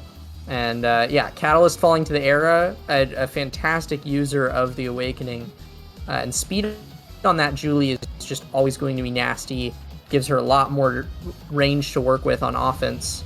And honestly, I don't even think that prime time on the Rune is too much of a victory for K20's Rune, because Zyre has been just sitting on top of these pillars and dribbling around them every single chance that they get. So I think that honestly that draft has to go over to Misfire Dynasty without a doubt. Yeah, absolutely. Especially being able to get the quick strikes and catalyst. I feel like the logic was you know, this Julie is running into my pillars, so I'm not going to get that much value out of Castellas, but I am going to get a lot of value out of just having an extra primary in order to defend, as Carmine uses the size that he picked up last draft in order to land the pendulum swing and get the score. 1-0, corpse control. Yeah, and I mean, that is 2 rampage stacks for Carmine. As long as Carmine manages to stay alive, which is going to be difficult because there's been a lot of KOs coming out from Misfire. But if Carmine manages to stay alive, it's going to become a very scary Rasmus over the course of the set. Already more scary than just the fact that Rasmus is being piloted by Carmine Uniclear. Probably his most infamous character, incredible pilot of the Rasmus. Already we're seeing the dribbles come out here, forcing out the core flip from Asianator. All the Finny abilities off the table, and it'll be the glitch pop from Zaxback to secure it, crack open the barriers.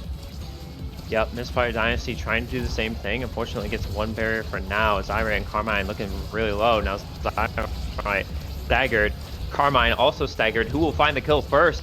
Carmine looking to hit the pendulum swing, maybe the death touch, as runs back to get the orb. Zaxback and K22 runs up to defend. Carmine, unfortunately, still staggered and dies, but K22 gets the core flip, gets the score. Corpse control, gaining some momentum, 2-0. Yeah, and I think that is a sacrifice that Corpse Control is perfectly fine with. Yes, Carmine does not have any more of those rampage stacks, but the odds that you manage to score 1 more point before Misfire manages to score 3 is pretty good. But probably won't be this point as the power play comes out and Zyre is pressing into these rune pillars. Yeah, Carmine unfortunately wasn't quite aware of what was happening with the Finial and just dies for being straight at the edge. Can Juliet find the score? Unfortunately not, as Zaxback dives on in but doesn't expect the core flip, and Zyre just punches it on in. 1-2. Yeah, and we're starting to see the effects of the energy and speed economy come through as well. Zyre at max 150 stacks of stacks on stacks, and almost up to 3 core flips on all of the members of Misfire Dynasty. This is looking like their time to reclaim the set, if any. Yep, but we see Carmine still using the size they do have in order to take control. A bunch of flips expended there, but both barriers went down for Misfire. Zaxback trying to find the clear. Unfortunately, Rune Pillar gets in their way. Zyre has a free angle. Unfortunately, nice cyber swipe by Zaxback in order to deny it. Carmine now getting the strikes going, trying to get in position with Zaxback in order to get a checkmate. Zyre finally gets the clear needed in order to get there. Now uses the Monumentalist from the era in order to get a lot of damage on Zaxback, and eventually gets the goal with Coil and Asianator. Yeah, Unstable Anomaly. Casted at the right time from K20, but just a little bit at the wrong angle. Ended up just sending the core in anyways. Not that K20 is going to be missing any cooldowns. This man does have Twin Drive and Prime Time, so there's no shortage of Unstable Anomalies to come. But there is a shortage of barriers up as Coil core flips, and now a shortage of players. The power play comes out as Zyre snags the kill onto Zaxback, and Misfire Dynasty are wanting to close out the set hard and fast here. Yeah, and it looks like they're looking for another one. Arrow Tornado, unfortunately, Maelstrom doesn't quite get there. Zyre using the Rune Pillar to dribble, but unfortunately can't confirm the Fiery Fist. Now Carmine moving up with the Whiplash, expends Pendulum Swing in order to try and get in there with the Death Touch.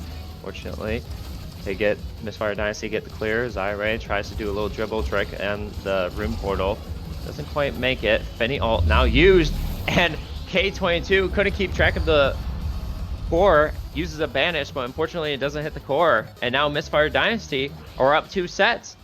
It feels like every time Corpse Control are trying to get something going, Misfire Dynasty just have the response. Yeah, and I mean, it shows through in the XP advantage. All 3 members of Misfire Dynasty at level 7. It's 2 level 5s and a level 6 for the side of Corpse Control. It'll be Might of the Colossus picked up by Zerai, making a little bit more damage come out there for the Julie. Not a whole lot, but honestly, the extra special on Coil is really, really nasty already with Monumentalist Nados. There's just so much more pressure that are going to be coming out from those magical maelstroms. But it's possible that Hot Shot from Carmine could provide the little bit of extra offensive boost needed for Corpse Control to take this one back. They're not going to see it pay off at the start of this set, as kickoff is quickly won over by Misfire Dynasty once again. Yeah, but one scary thing is reverb on the Finny. You can already see the damage starting to pile up on Carmine.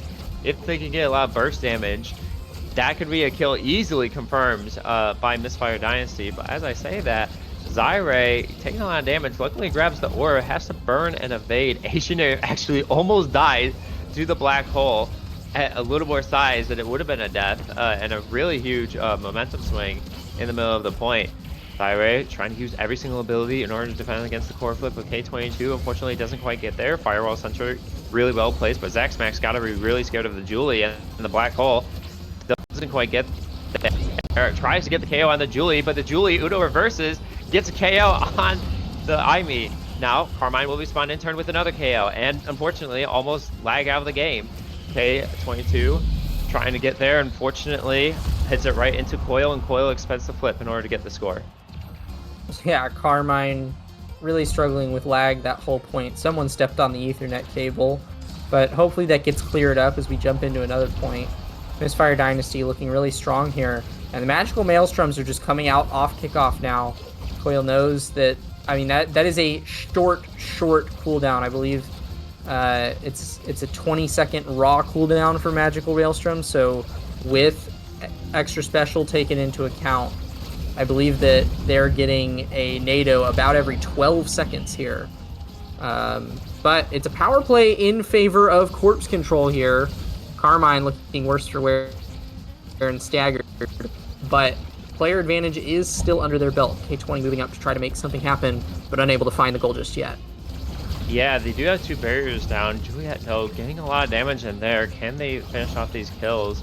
Looks like Carmine almost got the pendulum swing kill on Coil, but now Coil has flip. Maybe they're going to expend it early in order to get some sort of advantage. But the Monumentalist, Maelstrom, extra special, gets the KO onto Ivy.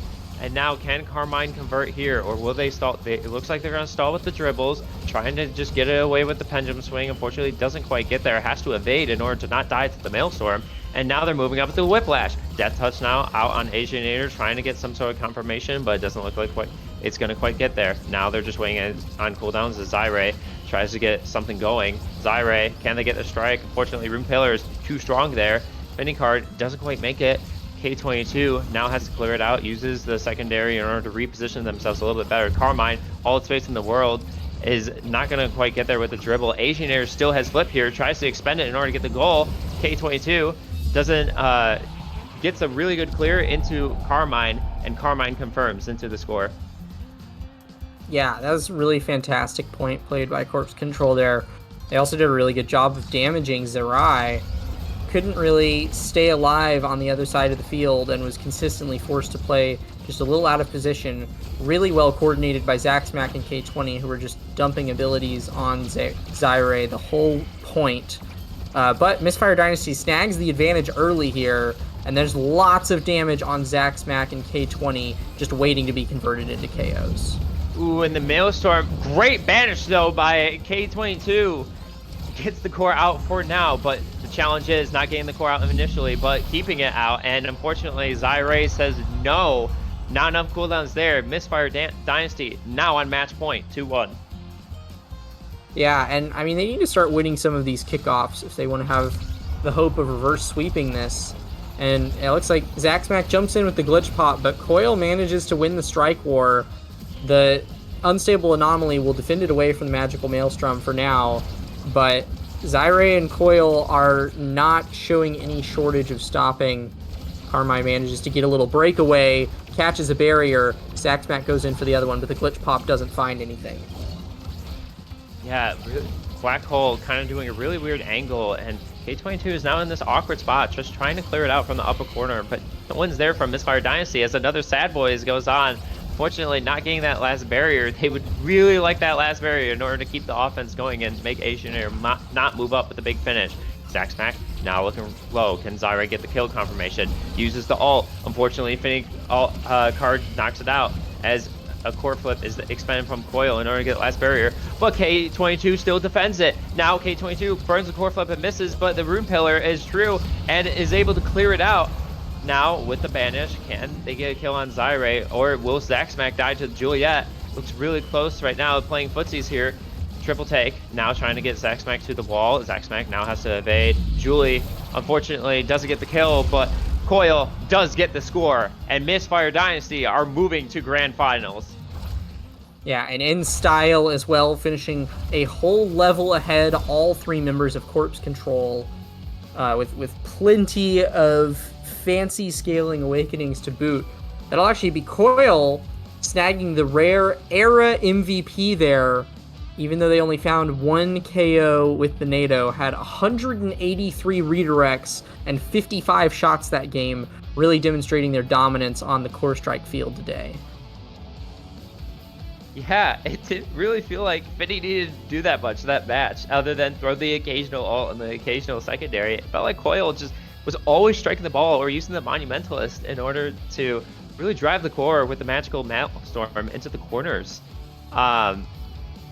Now, luckily for Corpse Control, there is a loser side of the bracket, and they will be facing the Fool's Wand later on.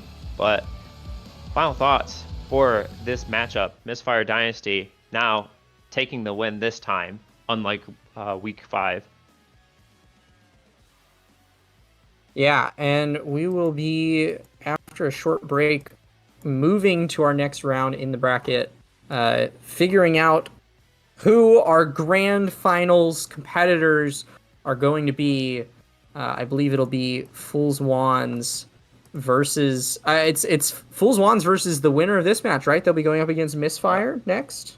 Loser, Corpse Control. Oh, they'll be going up against Corpse Control. So yeah, I think that we, after a short break, we will see y'all in that match.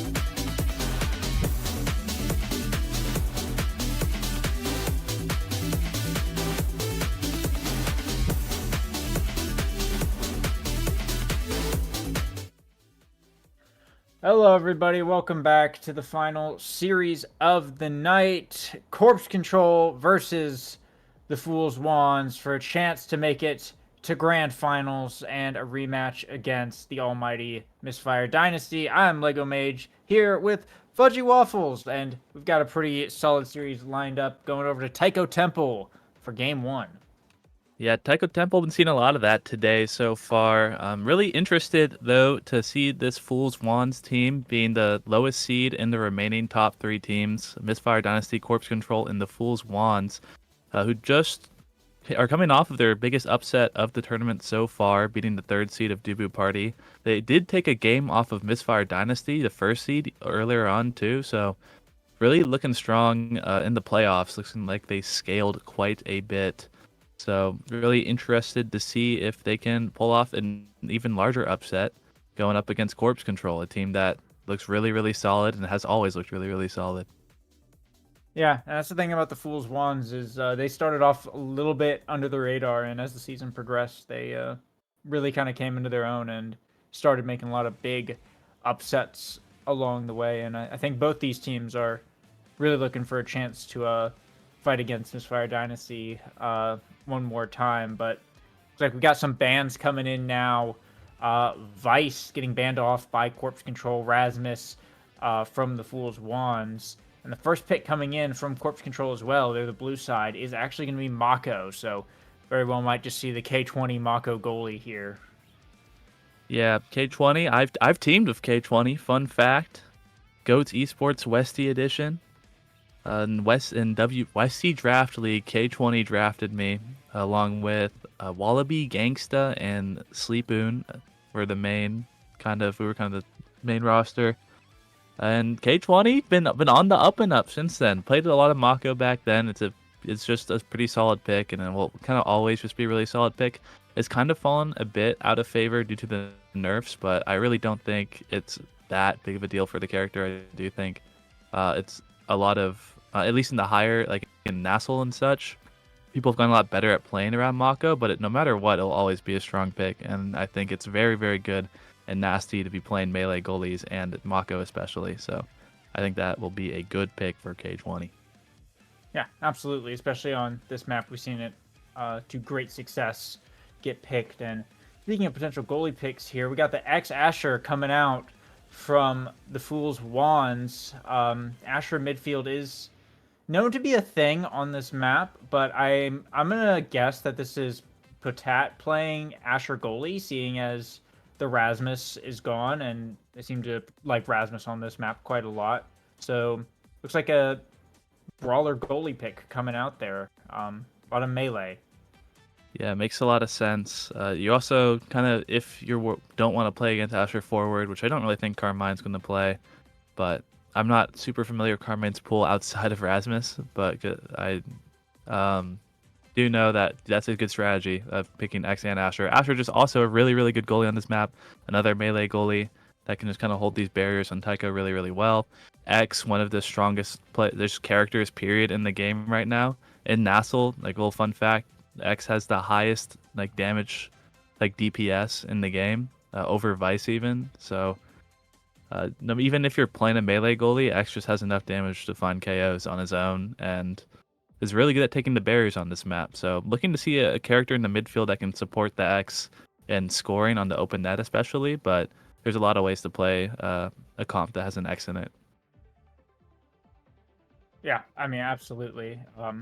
And with the quick strike start as well, you're getting a lot of value out of the pick. And the final picks coming in as well. Juliet, Juno for Corpse Control. Carmine going to be on that Juliet and Juno here for Zach Smack, the famous pick. And now coming out as the final pick for the Fool's Wand. So the roster's nice and complete. That now midfield looks like it's really going to round out what Fool's Wands have going here. And Julie, Juno, Mako could be a little bit scary on this map. You get a lot of versatility, kind of a lot of area coverage, and you still got that brawling presence, of course, and you got the quick strikes to work with as well. So both sides coming out of the gates swinging pretty hard. I like what they got.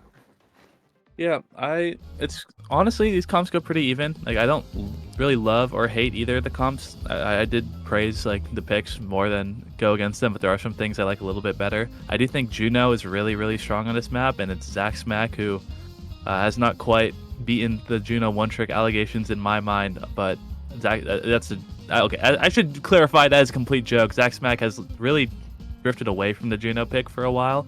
But if it's available, Zaxmack's going to take it. It's just the Giga comfort.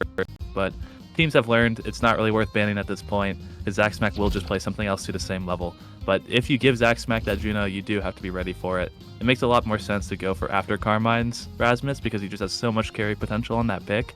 But the Julie instead is going to be a lot harder to kind of go crazy on, which is one of the things I do think Corpse Control tends to rely on. I do think Maka will help out the Juliet and kind of being able to carry a little bit more, but getting those dash punch KOs is a little bit more inconsistent than just scoring. So if we can find those though, or if we can find ways around Asher with the Juno, I think those are the main win conditions for Corpse Control, where the Now X have a much more straightforward game plan. So we'll have to see though. We'll have to see. I do think I give the edge to the Fool's Wands comp here, but this can definitely go either way, and it's just totally a skill matchup. Yeah, for sure. Definitely a bit more straightforward on the Now X Asher. You know what you're doing. You're buffing X. You're running fast, and you're hitting hard. And Patat is just gonna hold it down, sit on top of one barrier for as long as possible. So we'll see if they are in fact able to do something about it. They got some good pressure going up right now with Zach Smack and Carmine pushing this corner hard, but that's exactly where Asher likes to be, just holding down the corner, providing that anti-step potential. And Fool's Wands will keep both their barriers up. Well, a little bit late on the pass splitter. We'll see one fall down here, but going even isn't too bad in the first round. The cage coming out is going to keep Spooked Altar out of play for a bit as Carmine looks to potentially bring down another one, winning some strike wars and dribbling it around, but can't seem to get a good angle on Patat here. And it looks like it will get cleared out. Back over to Spooked Altar. He's looking to bring down a barrier of his own, and there it goes. The first open goal is going to be going over to the Fool's Wands, and with some flips up, well, not anymore. They could be looking for a scoring opportunity here, provided Patat's able to clear this one out. And it will be cleared out, but K20 is going to keep hitting it forward. This is the part where X kind of doesn't do as great on this map, is you usually need some assistance from your midfielder in order to get this goal in. Now has the ult to get in there and help out, but if Spooked Altar can find a shot like that, then they can end the point on their own. But also something I want to note is, oops, I hit the Swip sides run, but Potato got that Quick Strikes Asher. And when you have secondary, I'm gonna have a quick pause here, but when you have that secondary on Asher, you get quick strikes normally. You get the same, like while you have your secondary buff up, because when you use breakthrough, you get a little buff that lowers damage and secretly increases your strike cooldown, or lowers your strike cooldown to the level of quick strikes. If you have that plus quick strikes, and it still lowers it by another like factor of 20%, so you just strike insanely fast, which is really fun to do as Asher and could end up mattering, but it's kind of hard to find those moments because it's usually a really hectic point of time. Yeah, it's definitely a fun little thing that they get there. I mean, with how much corner pressure Carmine and Zach Smack were putting up last round, I wouldn't be surprised if we see it come up at least once in the game. But looks like Color Craze is having some like major ping issues. So it looks like they're discussing a possible remake due to something servers potentially. So just waiting on them to resolve that issue.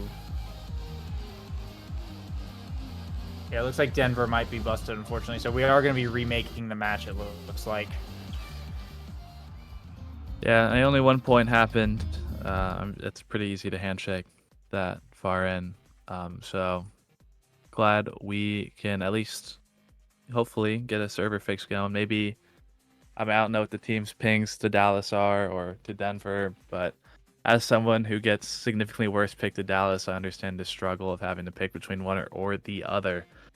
And some teams just really prefer one, but hopefully in this lobby it's not that big of a deal. It probably won't be.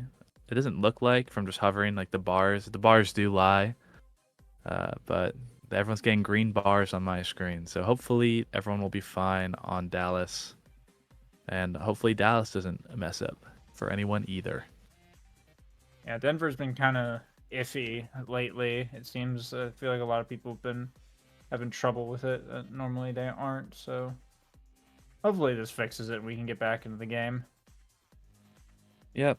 Shout out to Exit Lag, by the way. If anyone out there has problems with connecting, I mean, this isn't like sponsored or anything, but I know a bunch of people, especially Canadians, have installed this tool called Exit Lag that helps your routing a little bit. So it makes it so that if you're getting a lot of packet loss or just randomly getting high ping to certain servers, then sometimes it'll fix. So if that's a big problem you have, you should try it out. It's free. There's a free trial. I mean, I'm advocating for it just because I know so many people have quit the game over having high ping, and if you're ever getting really frustrated by that, because I know it's really frustrating, I would recommend checking that out. But back to it. Seraphim Omega Strikers. Okay, it will be giving up a point, but it's gonna be weird because I don't know if they're all gonna like homie hit like bounce the core off the wall until they hit level 2 or what, because that can be a pretty unfair advantage if one team is a higher level than the other team. Yeah, we'll see how they play it out, but throwing up a point, good sportsmanship. How it goes. It's always unfortunate when stuff like this happens. Even if it is only 1 point into the match, so it's not like too bad. But looks like they're just gonna be potentially. Looks like they are gonna be doing the level 2 thing, as they're just kind of throwing it around a bit. But we'll see we'll see how it ends up going. It should be Fool's Wand's point here once they get their levels.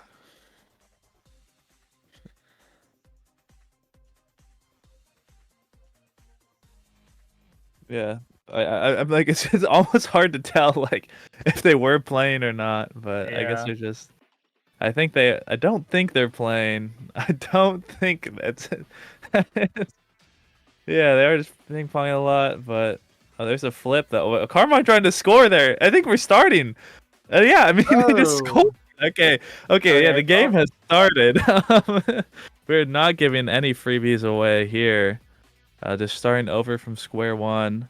Oh, actually, Spooked Alter walking back saying, "Yo, guys, I thought we were getting a free point, probably. Why did we just do that? We might need a restart again." Or maybe they're just saying, "Whatever." I mean, someone's got to figure this out. But it looks like they're just going to play on for now. Maybe someone will say something in the future. Looks like in the thread they're saying free point, but not the first point because it's a free level 2. So looks like they will get a free point at some point during this. But... This is smart. This is so smart, actually. So yeah, if basically it's first to 2 for the Fool's Wands this point. If they get 2 points, this is definitely the best way to do it. Is if Fool's Wand get 2 points, they just win the set. And I think that's the best way to do it for set 1. Yeah, it seems like a pretty good solution here, but Whoa. We'll see if they're able to get to those 2 points though, because Spooked Alter are having to fall way back here, get some health going. Took a lot of damage dealing with K20 and Zaxmac, but let me get the offense going once again. Color Crazy in the top side, Zaxmac and K20. Nice little passing, holding it down. Spooked Alter off the drum. Not a favorable angle, but Color Crazy looking to send it back in. Get over to Spooked Alter. K20 going to win that one. Now back up to Zaxmac. Bellringer coming out. It's going to hit it a little backwards, unfortunately. Trying to get past the slimes here. K20 bringing out the snare drums. Not going to get too much off of it, though. Got to be careful of Carmine, though, who has a flip up. Color Crazy playing around the drum, bouncing around. Flip is burned from Carmine defensively, but he gets back to Spooked Alter, who's just dribbling in this midfield, trying to get it through. Zaxmac with the slime is able to clear it out. Pass down to Carmine. Back pass to Zaxmac. Back over to Carmine. A great play. Solid setup there from Corpse Control. We'll see them bring it to 2-0. Yeah, that's where you see those brawlers that also do a bit of midfielding for their team, like Carmine, come into big play. Just, oh, they want their free point. They're going to take their free point now. It's what they've decided to do, which it seems fine. But Carmine, with that back pass to Zaxmac being ready for it exactly, just like that is some really high level stuff. Like you do not see many teams doing that, even in NASL. many brawlers doing that, and that's why Carmine is one of those players that like you really should be keeping. A lot of teams are keeping their eye on right now for next season. I don't know what any of these players' plans are for next season, but I just know for a fact that Color Craze and Carmine in this game specifically have a lot of fans in Nassel right now. So those are the players to watch out for. Yeah, we were seeing it last week with Borg. We're talking about Carmine, who was playing a really crazy Kai scorer in that series against Dubu Party. It was really like kind of the stealing the show with that. But I mean, now we get to see him on the Julie right now, and just kind of cooking around here with the dash to the reader, the Borg flick, Juliet Borg flick onto Color Craze to take the set. Beautiful stuff there. I mean, this is what we're talking about with this guy. Yeah, I mean, some Drew-esque plays, like future rookie of the Nassel split. Drew-esque with that dash strike. A lot of Julies like have known about that tech for a long time, but very few have kind of incorporated it into their gameplay. But there you see Carmine already winning the set by utilizing that tech and getting perfect form, one of the strongest awakenings in the game, arguably. Every time you strike, especially if quick strike starts, you see Carmine dribbling a lot this game. Every time Carmine dribbles, that's going to be a little bit of cooldowns off of everything coming back. So that's going to be a really big deal. Zac Smack getting that Deadeye means more core speed. You get a hot shot with that. That's guaranteed red core off of any Deadeye procking primary. And team player on Mako also just pretty insane. I think this draft is super, even though, yeah, this is just super corpse control sided draft. Team player Mako, you already saw that red core come out. If you have your passive up as Mako, it will red core as well. So really scary if for the side of Fool's Wands. They really were hoping to get something better in return, but all they really got is this Orb Dancer. Maybe the extra special on Color Craze will help out, but it's not going to help out for this point. It's going to be another goal for Carmine. Yeah, pretty brutal draft there for corpse control, and when you're already cooking on Juliet, that perfect form is incredibly terrifying. It's like a bit of a moment of silence or something happening there on the kickoff. I'm not sure what that was about, but Fool's Wands are able to get a barrier on kickoff here, but energy coming for pretty much everyone in the match. So we're gonna be seeing some flips getting burned right now. As I say, that Color Craze is gonna whiff it a little bit early on there, as they're looking to keep this pressure up. But Spooked Altar is taking a lot of damage. It has to be a little bit careful here. K20 gonna burn the flip to get it out of that corner now. Carmine trying to push up. Pass splitter coming out from Patat. Has the Orb Dancer and is looking to move around, but can't get a good offensive angle going here. As Color Craze, nice pass up to Spooked Altar. We'll see the barrier go down. Flip from Spooked Altar. Flip from Zac Smack in return. We'll save it away, but with an open goal. It's a little bit scary here. No flips to work with, though, other than Patat's. They do have two barriers, though, so they can be a little bit more liberal once they get it past Carmine. However, a missed dash. We'll see the barrier go down, but Patat with the flip finds a KO on Carmine, and now Color Craze looking to push it up, capitalize on this power play here. Go into overtime. K20 trying to hold it down with the secondary. Zac Smack as well on the defense. Color Craze trying to get it in there. The X Maximus has been popped, and it will be enough just to keep Zac Smack down in that corner for Color Craze to find the shot. And Fool's Wands will be able to tie it up now 1-1. Yeah, great teamwork, like you said.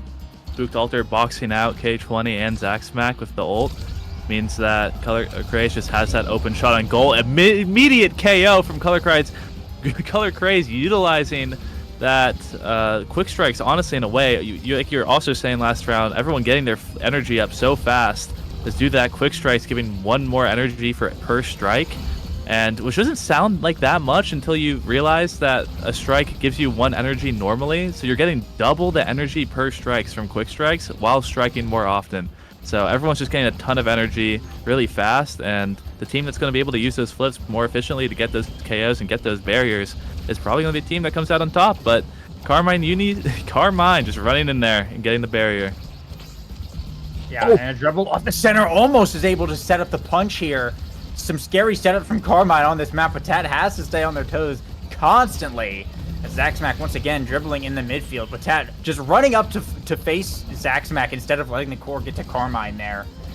They continue to go back and forth, and now Carmine looking for the punch. Patat able to clear that one out, but overtime is scary. The dash coming in, but the barrier beam will hold it off. As Zac Smack pass over to Carmine. Flip's going to be good into the bottom. They're going to earn Patat's core flip off of that as well. A big point for Corpse Control. Set point 2-1.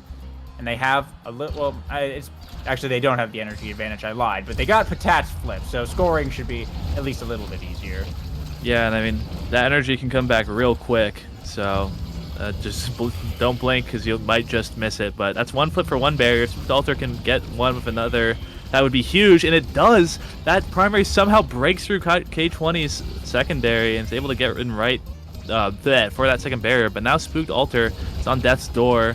Carmine UCLR probably hoping to have that ult or something to kind of kill KO, confirm this, but the punch is not going to land, and the primary is not going to do anything either from Zack Smack. So now Spooked just kind of wasting the time of both forwards of Corpse Control. And as long as, but usually it's pretty easy to KO someone on this map because you just hit them off the center or a drum or anywhere and they'll just get KO'd. But Spooked Alter doing a great job surviving, some good DI, and is now unstaggered. It's looking pretty good now. Got some barriers to work with as well. As nice back pass there from Spooked Alter, trying to get it up to Color Craze. Zack Smack been holding it down on the defense. They're going to pass it in with the X Maximus plus the now primary. It will be enough to get it through the secondary of K22. There's Fool's Wands looking to tie it up now. Both sides on set point here. Pretty decent energy advantage as well for the side of Fool's Wands, as they're looking to take now a set of their own. Yeah, definitely. Also, something we haven't seen come into play yet is this team player in overtime. Really, K20 becomes super advantaged as soon as the game hits OT, because every team player strike will be red core. So watch out for that if we hit an OT. So far, the OTs have been really quick and not really favoring Corpse Control, but with a dash punch like that, at OT, if not both barriers, is on its way. Yeah, it's going to be a little bit scary here for Fool's Wands now. Spooked Alter falling back on this defense. Carmine Rain is the top side, forces Patat to burn the core flip here. Color Craze will be back online, but now it's Spooked Alter who's taking a fair bit of damage. The now ult does miss. They're keeping him low, but can't get him staggered. Now playing around the bottom side. So letting Spooked Alter regen a little bit now. Pat still keeping both barriers up for the time being. Trying to get the core back over to Spooked Alter here, K22. Nice clear angle out the center. Pat dashing up now, trying to fight Zack Smack and Carmine. Carmine able to win the strike war and get one barrier here. Zack Smack looking for more, sending it in. The pass splitter here from Patat. Nice shot from Carmine, gets it around the backside. Might get KO'd for this, but the snare jumps coming out from K22. Force Patat to burn the core flip. And now it's going pretty fast here in this overtime speed, and that's a KO onto Carmine now. Fools Wands have the power play, but they got to get down the second barrier. It will go down pretty easily, actually, with the now secondary. Got two flips to get through here. Alter setting up the bell ringer. Core flip from Zack Smack sends it down and away. Tat looking to send it back in. Core flip from Color Cage gets shot away. Spooked Alter, not a chance to flip. Gets bounced off the center and is out of here. Carmine and Zack Smack now looking to capitalize on the power play of their own. Zack Smack winning these strike wars, getting up to Carmine. The punch is good to get it through. And that's 2 sets now over to Corpse Control. Carmine, it's been taken off the map a few times, but as long as the team can hold, and as soon as Carmine comes back, it's just a huge presence on the field. Immediately gain that KO and immediately gain the goal. And barriers just going. It's really a huge reliance so far has been, can Carmine just keep it in the corner long enough for Potate to run out of abilities? But there's the Mani deny. Rapid fire on Asher, though, being taken is going to be huge. Just that primary is so good on defense. It just stops everything, and having to deal with it even more often could be a huge issue. But on the other end of things, like again, just a huge draft for Corpse Control. Adrenaline Rush on Carmine means any dash punch is going to be almost definitely or just KO in general. It's almost like that one. I think Spooked Alter got saved by the slime knockback, actually, but if Carmine gets a KO, that speed and those CDs coming back are going to be ridiculous. And now K20 has 164 power due to Powerhouse Pauldrons plus Might of the Colossus. Yeah, and that extra power on Zack Smack as well with the Monumentalist. Just, I mean, these slimes hit this thing so fast, it's like almost a guarantee. Whoa! Spooked Alter gets set on a little trip there, hit like 5 drums and just bounced all around.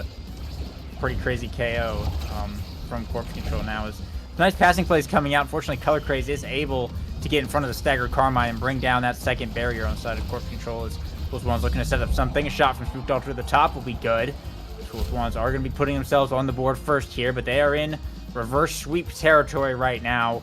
They're living on a dream and an Orb Ponderer Asher goalie, Orb Dancer Asher goalie for the most part, to see if they can bring this one back.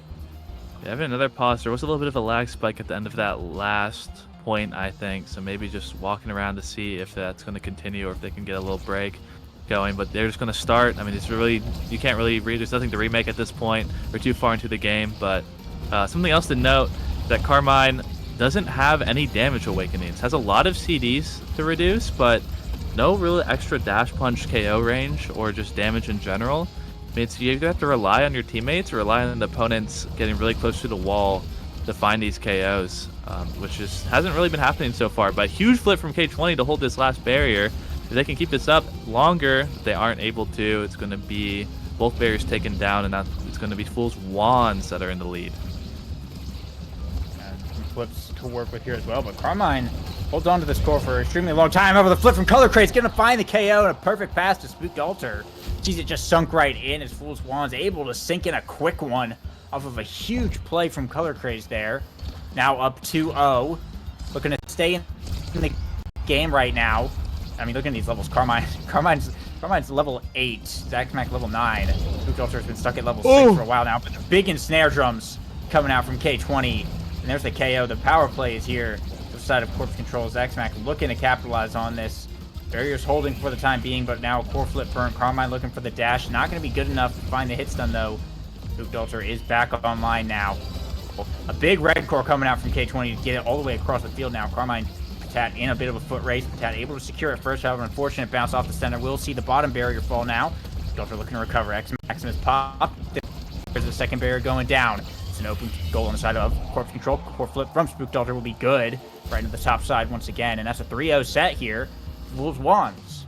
Yeah, I think that set was all about quick strikes. I think Color Craze and Spooked Altar were utilizing them much better than Zaxmac and K20 were, and just a lot of the offenses were just won through just strike wars that honestly were not like they're not forced by any means. I do think it's just some unforced errors coming out of Corpse Control that is going to result in the catalyst coming up for Spooked Altar, which is huge. This X is getting beat up by random stuff, random Juno slimes, random Mako abilities, dash punches all the time. And Catalyst means you're getting even more energy from that and getting your flips from your quick strikes. Plus, Catalyst just so much. So that's going to be a huge pickup, along with the stacks on stacks for Color Craze, playing a character that already is getting healed all the time. So probably not getting any stagger KOs anyway means that you're just going to be keeping those stacks for a very long time. So huge draft on one side, but if they can get those KOs, that's going to be all the cooldowns going back. Dash punch into immediate dash punch after with that just huge combo of CD abilities on Carmine. Heavy impact, adrenaline rush, perfect form. A little bit of extra damage could be huge in swinging if we can see more KOs happening in the future, but that only depends if Spooked hasn't scaled already a little bit too much. Yeah, it's definitely a bit terrifying on that Juliet build, but you know, like you're saying, it does rely a lot on getting those KO confirmed. When, like we were seeing last round, when Fool's Wands are able to weather the power play and they're able to keep Spooked Altar alive, they are able to score. And that's really just kind of been the condition here. But with a big hit like that, it's going to be kind of difficult. Carmine burning the flip to get Spooked Altar, and now with the power play, both barriers fall. Carmine's able to beat Patat with that extra speed, those extra cooldowns. It's a bit scary once this ad rush procs on this Juliet. It becomes something very terrifying, and two flips up on the side of Fool's Wands, but wasn't enough to stop them last time. It might not be enough this time. They aren't able to stay safe out there. Yeah, if you're Fool's Wands right now, you have to stay composed. You just have to remember that those types of dash punches shouldn't happen every point.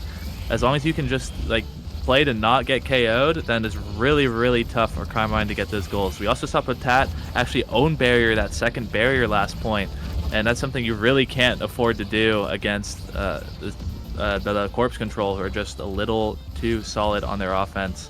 But now we're seeing a bit more of that slower play that favors the side of the Fool's Wands, and if they can just get their setups, get their flips into good spots, then they can probably find this barrier, especially with this flip up for Spooked Altar. Yeah, Carmine just burnt his flip, trying to find the KO here. Still looking for the KO on Spooked Altar, but will manage to survive. Tries to dash for the orb, but still in a little bit of a dangerous territory right now. Patat Color Craze still working to get the core off their side of the field. Zaxmac is just everywhere at once right now. One barrier falls to the slime, the second to Carmine's dash punch. Now Spooked Ultra looking for something of his own. Core Flip burnt from K20, just enough to find the hit stun, and there's the KO coming out from Carmine. Ad Rush has been procced now. Unfortunate own barrier from K20. Gets it away from Color Craze, though. Those sides opened up. Primary pass to Carmine. Core Flip coming out from Patat, sends it around. K20 sending it back in now. Carmine bounced off the center, looking for a setup here, but Patat able to clear it out to Color Craze. Zack Smack packs Carmine. Patat able to get out. Spooked Ultra looking for a dribble. Color Craze rushing up to the top side, and K20's not fast enough. That's the point going over to Fool's Wands. Now 1-1. Color Craze does have one major advantage, and that is maximum stacks plus explosive entrance on this now. Means there's a lot of move speed coming out in Fool's Wands midfield. Yeah, and I think it's important to remember this is a very high stakes match. If you lose this, you are out of the tournament at third. Winner gets to play next week against Misfire Dynasty for a chance of being the first ever Nasty champions. But like we see K20 accidentally own barrier. We saw Potat accidentally own barrier. We saw Carmine missed a dribble off of the center and just end up passing it all the way back to K20 on accident, resulting in that goal in the end. So just all the players just looking a little bit nervous, and understandably so. But if whichever team can compose themselves faster will be the team to take this game. And Color Craze has been doing a great job in the midfield. After I just have to say that he just missed like 3 strikes, but you know what I mean. Yeah, but now it's Carmine who's dashing up, and another one for the record books. Carmine with the dash into punch, like 90-degree turn to find the KO on Patat and sink it in. An absolute slam dunk of a point to put Corpse Control on game point. They could just take it here. Energy coming up all around, and Spooked Ultra is not looking healthy right now. This could be another KO moment. Luckily, Color Craze is able to get the ult off. Heal him up. Core Flip's traded here. K20 is able to clear it out. Carmine getting one barrier, and Spooked Ultra set on another orbital journey across the drums as the power play for the side of Corpse Control. Core Flip getting burnt now from Carmine. Almost able to get past Patat. The dash will be enough. Now the flurry's coming out, trying to force it through the gates, but not quite enough. X-Mac might have the momentum, though. There's a flip up on this Juno. Getting it over to Carmine, dribbling, looking for the dash punch. Another one! Just for fun, as Corpse Control take game 1. Carmine got that heavy impact. I mean, has the Julie God build, but got that heavy impact, and then the KOs just started piling up out of control. Patat gets KO'd twice for the last 2 points. Just a ridiculous showing from Carmine. But just in general, this team in all of the rounds is just playing that much better. K20 has the low redirect count, but that's just because the core is permanently on the other side, because Carmine and Zach are keeping it up. And whenever it does end up on K20 side, it's almost getting thrown out immediately. And that's exactly how your team wants to play with this Mako. Has that something that big that happened too is look at that Mako damage, 25,000. The Powerhouse Pauldrons plus that Might of the Colossus ended up taking Spooked Ultra out of the game a ton of times, and that's just super, super important. If your X is not getting work done, if your X has less damage than everyone on the enemy's team, then the X pick is not doing its job. It's not really as good at scoring as other characters, and it just has that damage as being the biggest sort of boon for X, but that not coming into play ends up being a big deal as Carmine with 8 goals, 7 KOs, and just an awesome performance.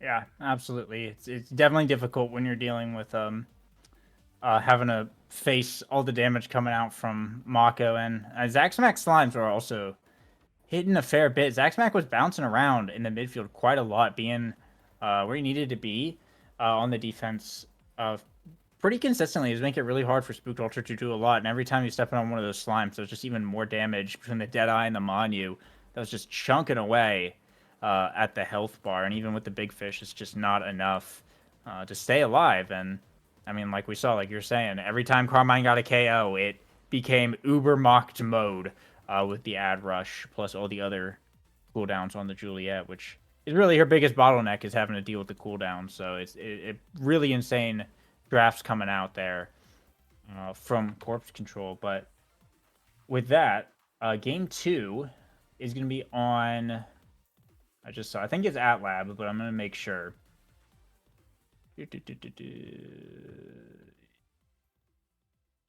Where was it? Yeah, the lobby has been Yeah, set it's to at at Lab. lab at the very least. Yeah. So Yeah. yeah. It's Tycho at Lab Clarion. So yeah, going over to AtLab now. So at lab, a bit more of a like quote unquote neutral map. Damage is usually a little bit more favored on this map, but I think that's a little fake. The map can be pretty open if you want it to. If you open up that center, as long as you're not getting hit by that center, and you're hitting it with the core as like a team that doesn't really want to deal damage, which should be most nasty teams, to be honest. I don't really think, um, really, the team that's been doing the best with damage is probably. And this isn't like I'm honestly not super knowledgeable on any. I don't think there's any big damage teams, but the teams that can play Finny like Asianator, with the number 1 team Misfire Dynasty is probably the best at it, which makes them scary. But I don't like Potate has that Luna pick that can be good on Atlas Lab, but in general, I do think picking damage is a little scary in a playoff game like this. It requires a bit higher level of execution, so we'll have to see if any team tries to opt into that. But just picking comfort in general wouldn't be surprising, but also wouldn't be that surprising if the Luna gets banned. So we'll see what happens. Either way, at Lab, a cool map where you can pretty much play any character. Yeah, for sure. And looks like the bans are coming through now. Mako getting banned here from the Fool's Wands. They don't want to see any more that Mako goalie. Meanwhile, Vice ban coming out from Corpse Control, same as last time. They don't want to see Color Craze bring out the damage on that character. And Zentaro first pick also coming through from the Fool's Wands. Explosive entrance start makes sense. It's a really nice character to nab up here for Spooked Altar.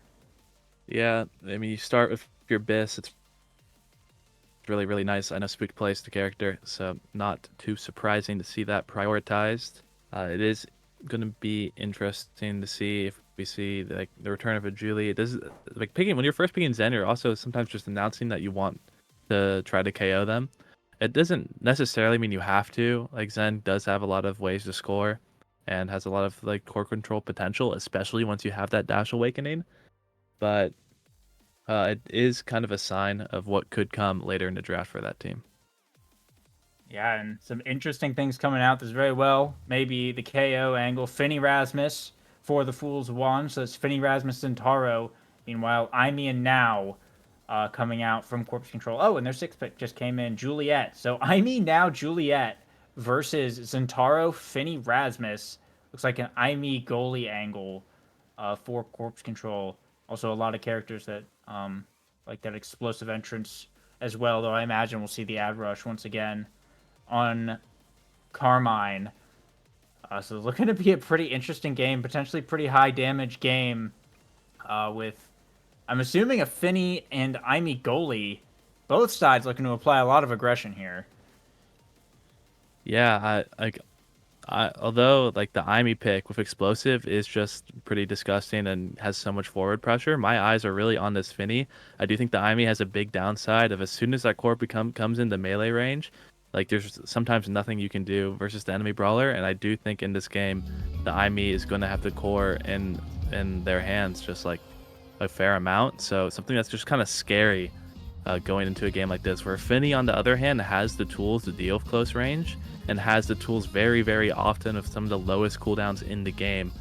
Just having the lowest average cooldowns of any character in general, especially among that primary and secondary. So that's just something to be wary of. But it's actually, I didn't really think about this, it's the Finny's going to be in the midfield. So the Rasmus being goalie, that does make a bit of sense. It's a deny from the enemy team, and it's also just a pretty good damage pick that is able to hold it down. So I think that is like, this is a really good comp if you're a nasty team to be picking damage, is to pick that Rasmus goalie. So I think that's a big pickup and can, very similar to the Finny, defend and deal damage. So that's something I'm looking forward to seeing. Yeah, absolutely. I'm a big fan of the pick here. And looking at these awakenings, yeah, Carmine on the ad rush, but Color Craze and Spooked Altar both on ad rush here, and Siphoning Wand ad rush Finny, Siphoning Wand ad rush Centauro. So did not opt for the explosive entrance start on the Centauro, which is a little bit of a surprise to me there. Yeah, the explosive, it is a little surprising because all of your abilities are impacts and your dash range is so huge. but there is some logic to it. And there's the first KO of the game already, though, and that's kind of why. Is that if you get that KO, then all your cooldowns are back, and it's so much easier to convert, which is just an issue. Because if you use all your cooldowns to KO someone, then it's that much harder to score afterwards. But if you have Adrenaline Rush, it's just kind of a cheat to make your team better at damage. They received the KO then ping from Patat. If you get that KO and you have Adrenaline Rush, you're just so fast, you have all your cooldowns back. It's so hard to not get something huge off of it. But there's another KO immediately. I mean, Patat tries to not own barrier, but doesn't end up happening. It's going to be one barrier. If we can see two here, then it's just a huge sort of switch just kind of coming alive. We see this team of the Fool's Wands just getting KOs, getting barriers, and already I feel like it hasn't even been a minute yet, and we've got 2 goals. Yeah, they definitely seem to look a little bit more comfortable with what they're doing. I know Color Craze does play the Finny a fair bit. Patat, we've seen them on the Rasmus a fair bit as well in this league and whatnot. Looks like Carmine once again experiencing a little bit of lag, but they are good. They are good to go. So I don't know, maybe a few more of those pauses to come. But yeah, if we get some good damage awakenings rolling on to the Fool's Wands here, they're going to be in a really good shape. They'll pretty easily be able to out snowball any healing that Zaxmack is able to do. And I mean, already we're kind of seeing it. It's just happening in this first set, which is kind of scary because normally with a damage comp, you kind of expect them to be stronger a little bit later once they've scaled, but they can get things going quickly. That's even more snowballing potential here. However, some big plays coming out from the side of Corpse Controls. Both barriers down. Nice defense from Patat, though. As now we see both sides kind of doink off the center goal barrier. However, the big finish from Color Craze will be enough to suck the core in and take the set there for Fool's Wands. And we're already seeing, like, this is what I was saying with this IME pick, is that you need to play pretty perfectly if you want to execute an eject goalie, or your midfielder needs to be God. So we might see the midfielder become God. We see the Mania being denied, but quick strikes will be available. So I expect that to be picking up by the Now, who now just kind of got a huge buff for the rest of the game. Honestly, this game was looking like it could just end super one-sidedly, but I think this quick strikes changes a lot for this team. We do see the reverb denied, so Julie can't survive any longer, because that's also a pretty big win con. But stacks on Spooked Altar could be an issue really quickly. You kind of want to have that core control advantage if you're picking now Julie, but they might just not have it. Carmine looking to be lagging a little bit too. It's just a lot of issues for this team. But once the point started, you can't wait without calling for it. You just got to play that out. And that's going to be the Fool's Wands just continuing their reign of terror. Yeah, I mean, they're definitely looking really solid this game, dishing out all the damage. Carmine, unfortunately, maybe having a little bit of issues here. Oh, maybe having a lot of issues there, teleporting around a little bit. But looks like they're still going. They're still playing. So they're still going. Maybe recovered now. K20 looks to find his cyber swipe. They're going to have to drop the turret, though, on the defense. The big finish coming out from Color Craze. Good angle. We'll see the second barrier fall down. We're looking for the slice and dice. Not going to be able to find the K20, though. A little bit early on those cyber swipes. Just going to see Color Craze sneak it right past. And second point now going over the side of Fool's Wands as they just continue on. And, I mean, yeah, it's just like you're saying. The IME just isn't doing enough on the offense. And every time it gets back, there's just too much pressure from the Fool's Wands, and K20 is just kind of folding. Like, these barriers are just falling in one or two interactions. It's just not looking good defensively for the side of Corpse Control. Yeah, I mean, in general, I do think the Fool's Wands, even when Carmine wasn't looking like so terribly laggy, was looking really good with this comp, and I honestly don't really think there'd be that much of a difference if Carmine is back. It's definitely not how you want to be winning if you are Fool's Wands. It just sucks for both teams when stuff like this happens, but it's looking like we might head to Game 3 a little bit sooner than expected at this rate. But we'll see. Maybe Carmine tries to restart a router or something, but it's rough right now. You gotta find, I mean, at moments like this, you gotta kind of find ways to keep your mental up.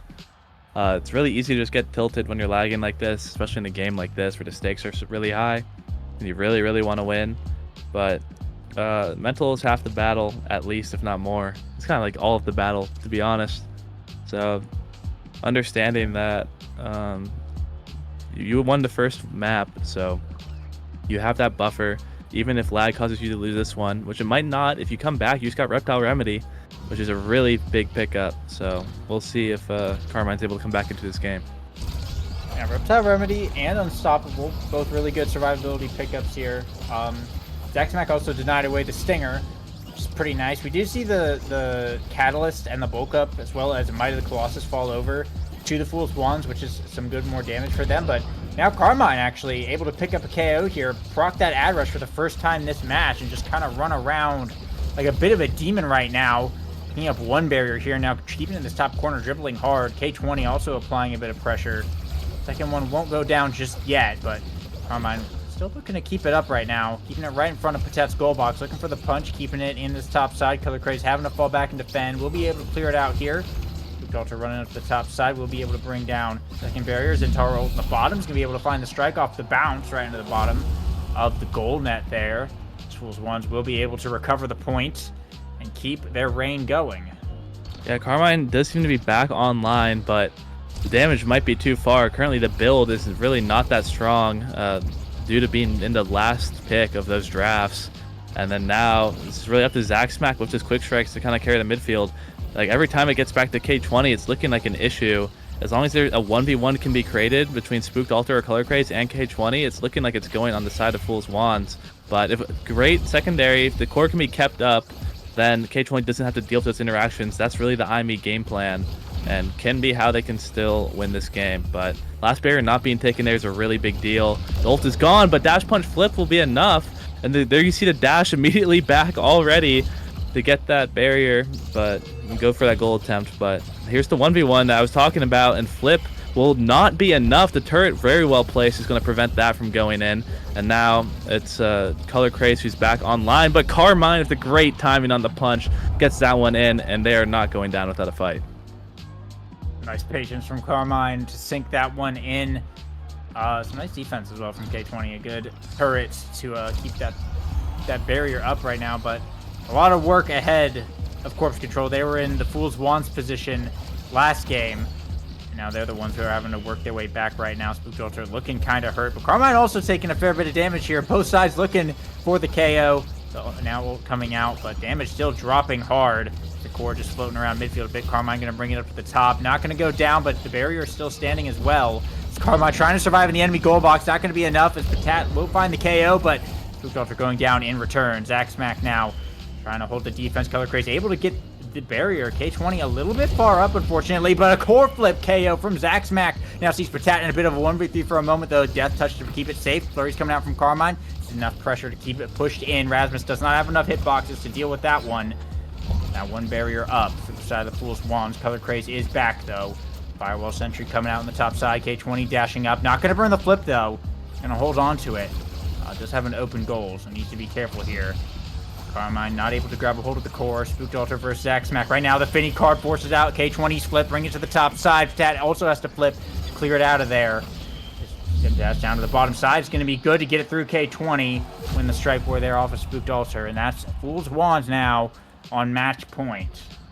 And honestly, I think K20 played a pretty good round there, but it's too hard. It's like, even if you use all your abilities to great effect, as soon as it gets up to you, you just are playing IME, and you just don't have that many options, and it just can become an issue. But if K20 can get those barriers off of the abilities, then maybe we can see a turnaround. But Zaxmac taking a lot of damage right now. He's going to be taken off the map. This is double adrenaline rush. This should be it. But Carmine almost comes in to save it, but Color Craze finds the shot. And that's going to be map 2 going to the Fool's Wands. Really explosive game there from the Fool's Wands. I mean, the double ad rush pickup ended up paying off pretty big. As anytime they got a KO together, they were going Super Saiyan mode. To be sure, Carmine held to only 3 KOs that game, 6 all around for the side of the Fool's Wands, and it's a 10-minute game. It was a pretty short match there, and Corpse Control held to 1 goal that entire time. A little bit of lag coming out, but overall, Fool's Wands, interesting comp. It worked out really well. It looks like a lot of comfort as well in terms of their picks. And it just kind of played into their strength that they were able to do it with the the damage with the awakenings they got and all that jazz. So, but with a really crazy turnaround upset in game 2, looks like Fool's Wands will be bringing it game 3. Yep. Playing damage without foregoing core control is the key to especially nasty games if you want to play damage, and that team has figured it out with that the Finny midfield being fast enough to do a lot and has the cooldowns to do a lot. Honestly, had the least redirects on their team, which is a rare sight for Color Craze, but speaks to how good Patat and Potato Player or Spooked Alter were playing that game, doing a really good job keeping the core up and keeping it away and just winning their interaction. So Color Craze can just support with that secondary and primary and ult to get a lot of the goals that game. 5 goals on Color Craze, playing more of the brawler role than Spooked almost, with more damage and more goals but less redirects. So kind of funny how that works out, but makes a little bit sense. Finny has no mobility no mobility moves abilities at all. So kind of makes sense that that's how it goes down some in the midfield especially. But overall, still really well played. Even if you can point to Carmine lagging that game, but the execution was very, very clean from the side of the Fool's Wands. So I do think it's pretty scary because they found something that works, and the question is Carmine going to be able to come back and have an answer to that in this final map? Well, unfortunately, it looks like Carmine is getting subbed out for A.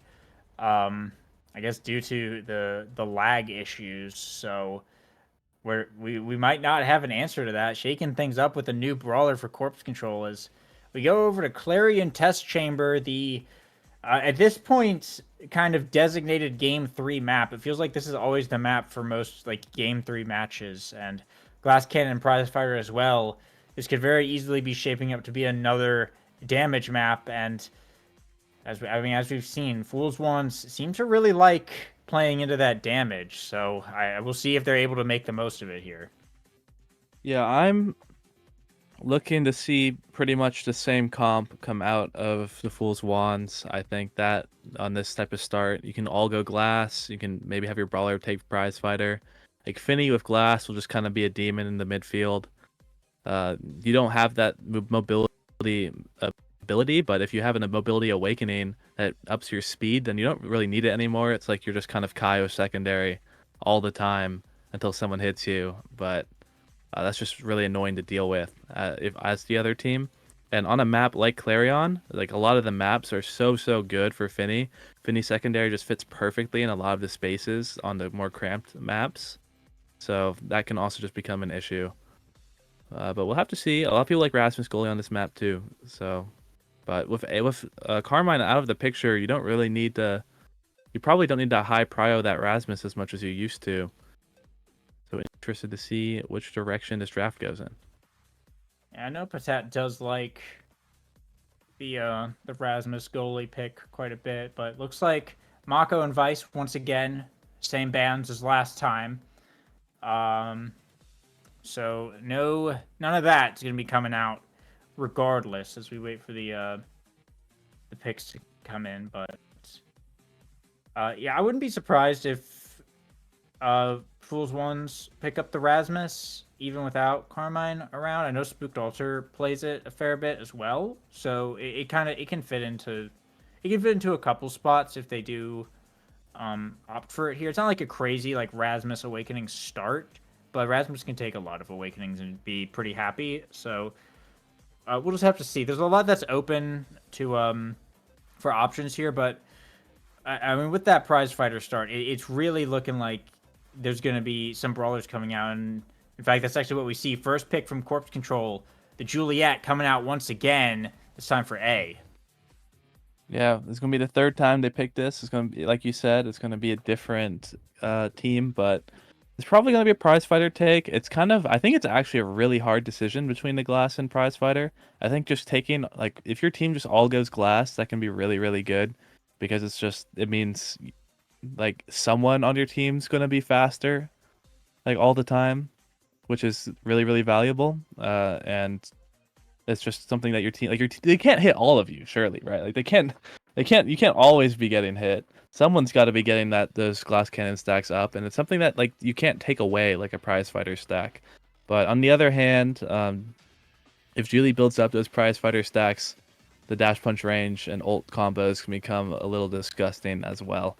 So I'm interested to see what Awakening A will opt into when we start. But yeah, also looking forward to the other picks. Yeah, well, it looks like the rest of the picks are in. Is the same comp from Fools Ones last time. Finny, Rasmus, Zentaro looking for the run back here. And interesting picks here from Corpse Control. We got the Drakkar Estelle. So looking like a Drakkar goalie angle here. Estelle midfield. Rocking that glass cannon. Both characters that are capable of dishing out a fair bit of damage as well. But I mean, like you're saying, Finny, Rasmus, Zentaro, that is the tried and true for Fools Wands. And they're bringing it right back for the run back. So I guess we'll see if they can get it done in game 3. Yeah, I do like this Drakkar pick a lot from K20. I think it's going to do much, much better than the Aimi did last game. Drakkar into Zentaro is a notorious matchup for being very, very good for Drakkar. It's just you strike and you shotgun, and Zentaro can't do anything. It beats like Zentaro's primary. It beats Zentaro's dash a lot of the time.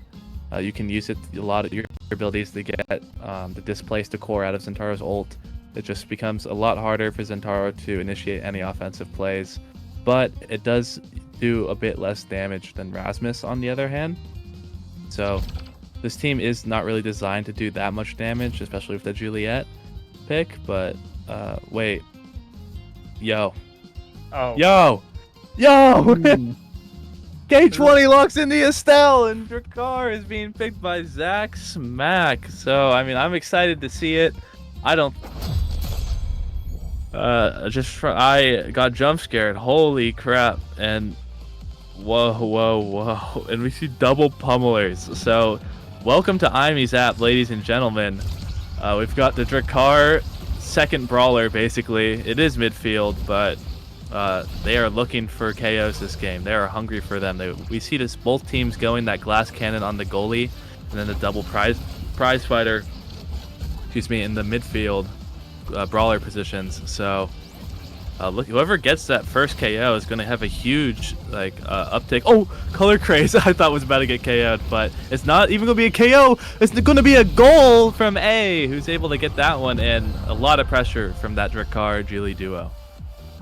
I mean, yeah, for sure. Drakkar deals a lot of damage, and this is Pummelers versus Siphoning Wand as well. So Doctor and Color Craze once again rocking the double Siphoning Wand here. So, I mean, no KOs coming out in that first one, but a bit of a level advantage here for the side of Corpse Control. They're going to have some ultimates to work with a little bit earlier right now, but looks like the level's getting up now as that barrier getting taken will provide enough XP here.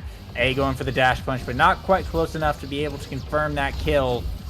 As playing around these invisibility lanes are dangerous with the characters currently in the match. Damage getting pumped out on both Spooked Altar and A, and they're both looking for the KOs onto each other. It's A with the flurries, though, who comes out on top.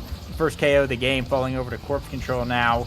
It's K20 looking to capitalize on this power play here, getting it over to Zach. Smack goes the invisibility. Big finish coming out on the defense, though. Will buy enough time for Spooked Altar to return. And A with the dash punch, though, calls out Patat's clear for a double barrier core flip now from Zach Smack down to the bottom. A is there to capitalize and send it right between the triple take and Patats to bring Corpse Control now to set points.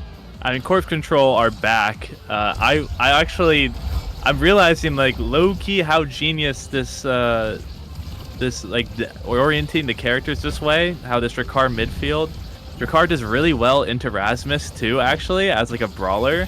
So if you ever have Drakkar up front, Strike Shotgun's pretty hard to deal with. And you also are just able to get your damage off with Drakkar way more easily from the midfield. And Estelle is still able to deal that damage. Estelle goalie is very, very similar to Rasmus. But Color Craze, cross-map, gets that KO. And now they turn a terrible situation into one where they have two flips. And that's another KO, Color Craze.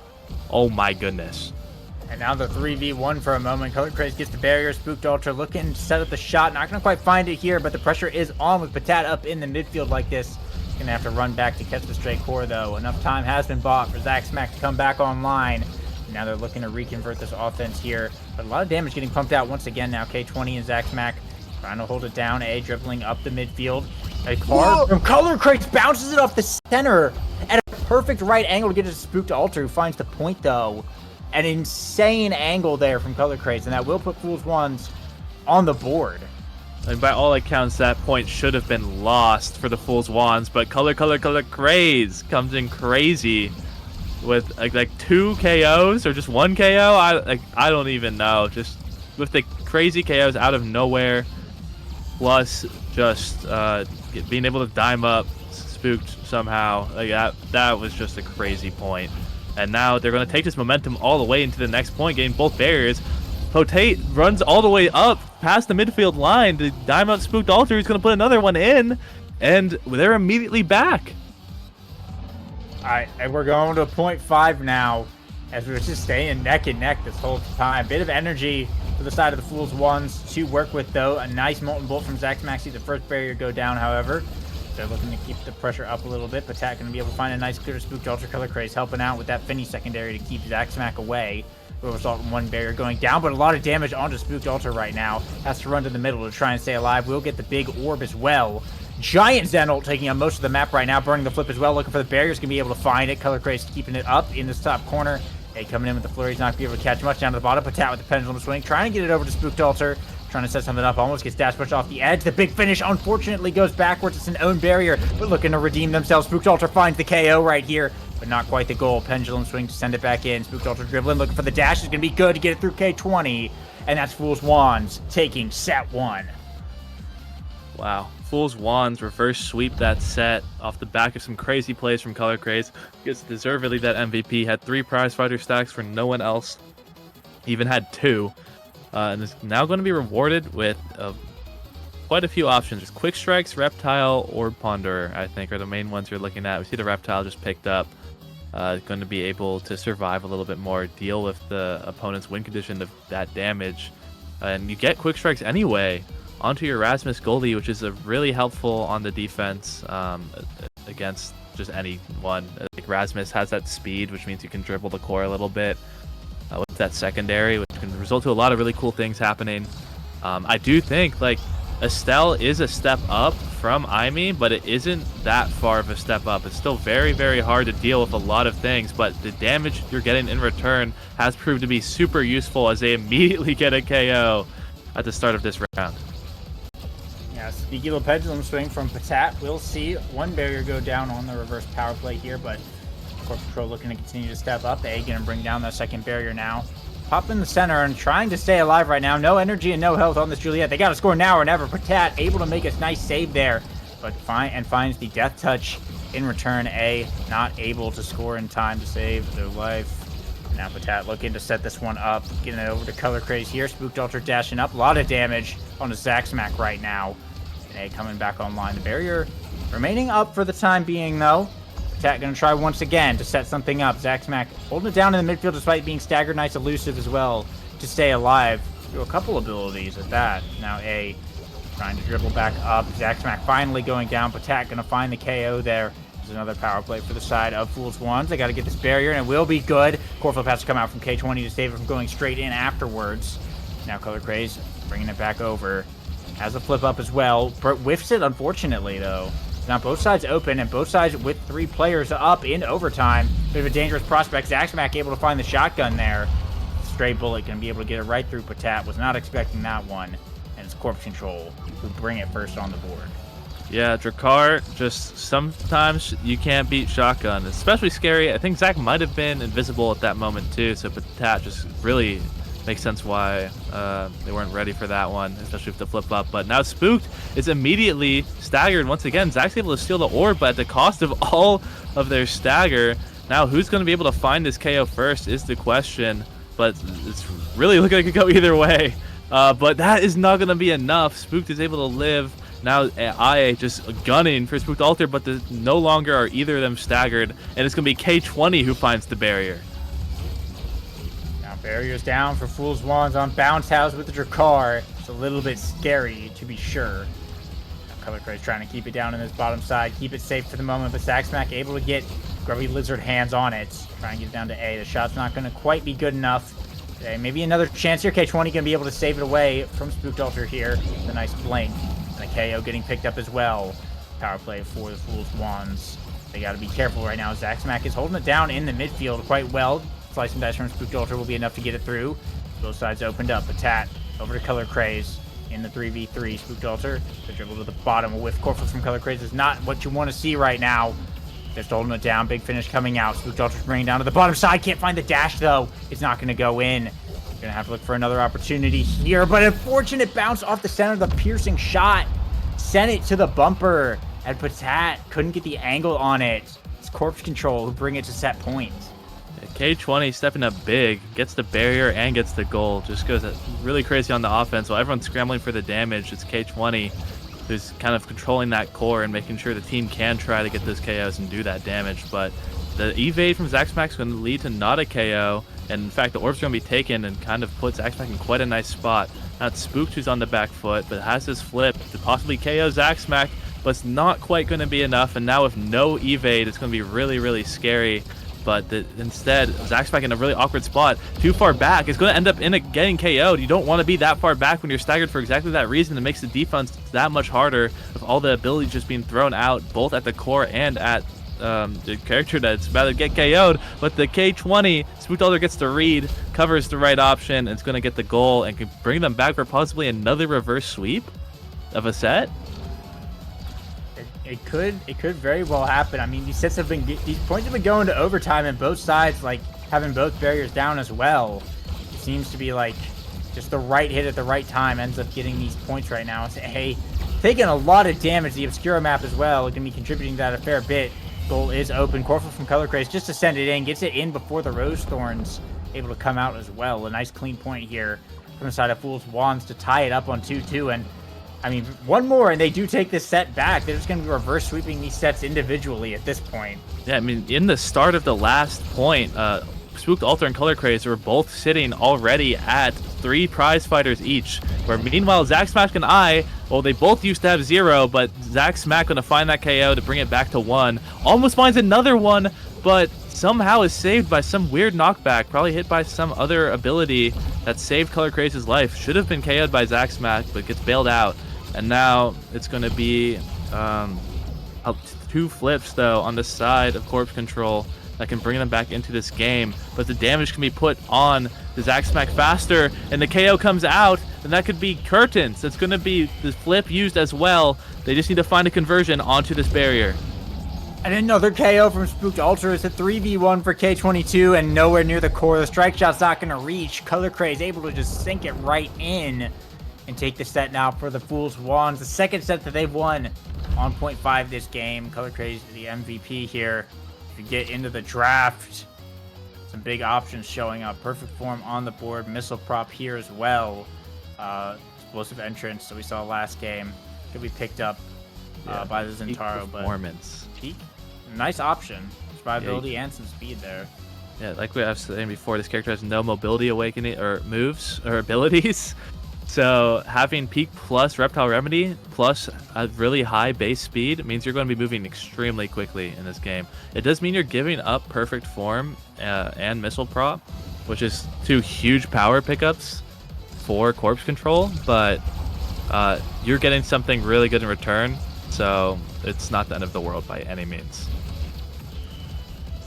Yeah, for sure. And Unstoppable and Patat is also pretty decent for helping deal with some of these Drakkar scoring attempts as well. So not a bad draft at all. But I mean, so far both sides, nothing too crazy showing up in the first half of this round. Well, right there, almost in the second half, we do see Spooked Altar go down to the first KO, but Barrier's staying up for the time being.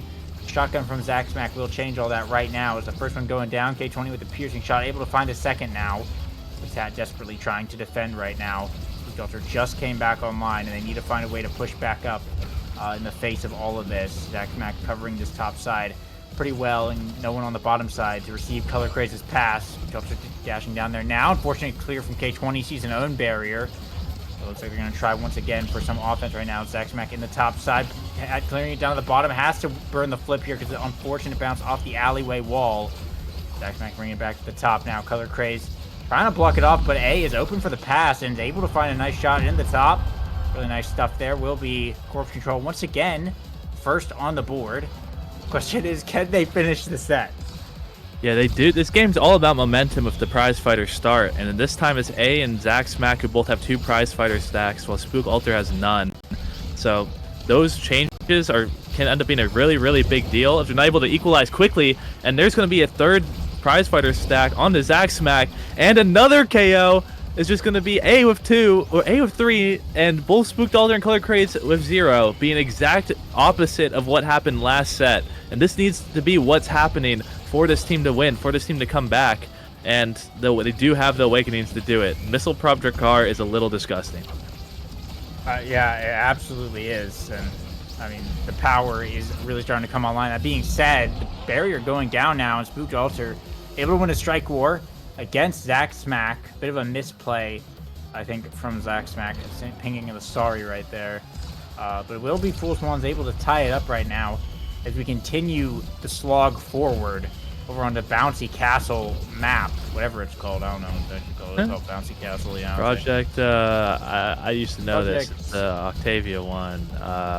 It's like probably like Music State. Anyway, yeah. Probably like Project Bass Drop or something. Oh, that sounds good. Yeah, I like that one. That's close enough. If that's not it, that should be it. But I think that might actually. That sounds like it might be it. But yeah. I mean, the carnage. Meanwhile, just absolute carnage as per usual. Zack Smack trying to get these prize fighters back, or as in they're trying to get these prize fighters back by KOing Zack Smack, which they're able to do. But actually, no prize fighters gained for that. Just 1 loss for Zack Smack, which is pretty huge for the side of Corpse Control.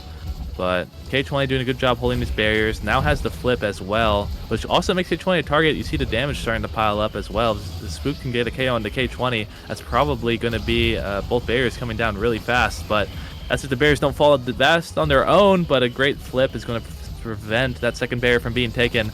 But Pat still has that flip as well to help on defense. But the cooldowns are coming out from full force out of K20. That the perfect form doing its job, along with especially this Orb Ponder at its max stacks, is just a huge issue for the side of the Fool's Wands.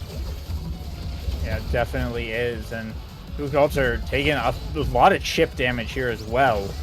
Core flip coming out from A. Going to be able to get the barrier as well as Patat's flip. A little bit late on the reaction. Does mean a loss of some valuable resources right there. Trying to hold it down with this open barrier A, bring it up to the top. Not gonna be able to find an angle. However, on the rebound, it'll be good with the red core. That overtime speed kicking in big to keep Corpse Control going here. And once again, they're on set points. They need 1 more to take a set for themselves and to not potentially fall apart. But both barriers down. Fool's Wands are once again looking to potentially reverse sweep another set, as they have the open goal to work with. 2 barriers of their own. Spooked Alter bringing it to the top side, has this Zental, maybe looking to flip here, holding on to it for a moment, still holding on to it, didn't find it with the primary, but the defense is holding for the time being. Color Craze bringing it over in the top side, core flip from Spooked Alter gets the KO on K22 and sinks it right in. Held on to that flip for a pretty long time, and I just was waiting to do that. I mean, say goodbye to those orb stacks. Still really down in the prize fighters, but they've managed to make it all the way to 0.5 despite having such a prize fighter disadvantage. I mean, A has 188 power on Juliet right now, so that it should be a huge problem, but instead it's A who's the one that has to deal with all these characters that deal so much more damage, and that's going to end up being a bigger problem than the 188 power being had. If they can reach overtime like last time, then those strikes can go really, really fast.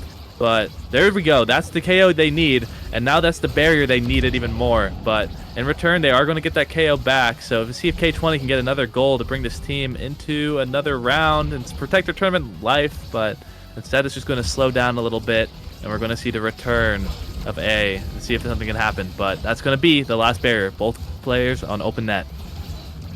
Spooked Alter getting this core could be incredibly dangerous with flip here from Patat. Gonna find the KO on Zack Smack though with the hook.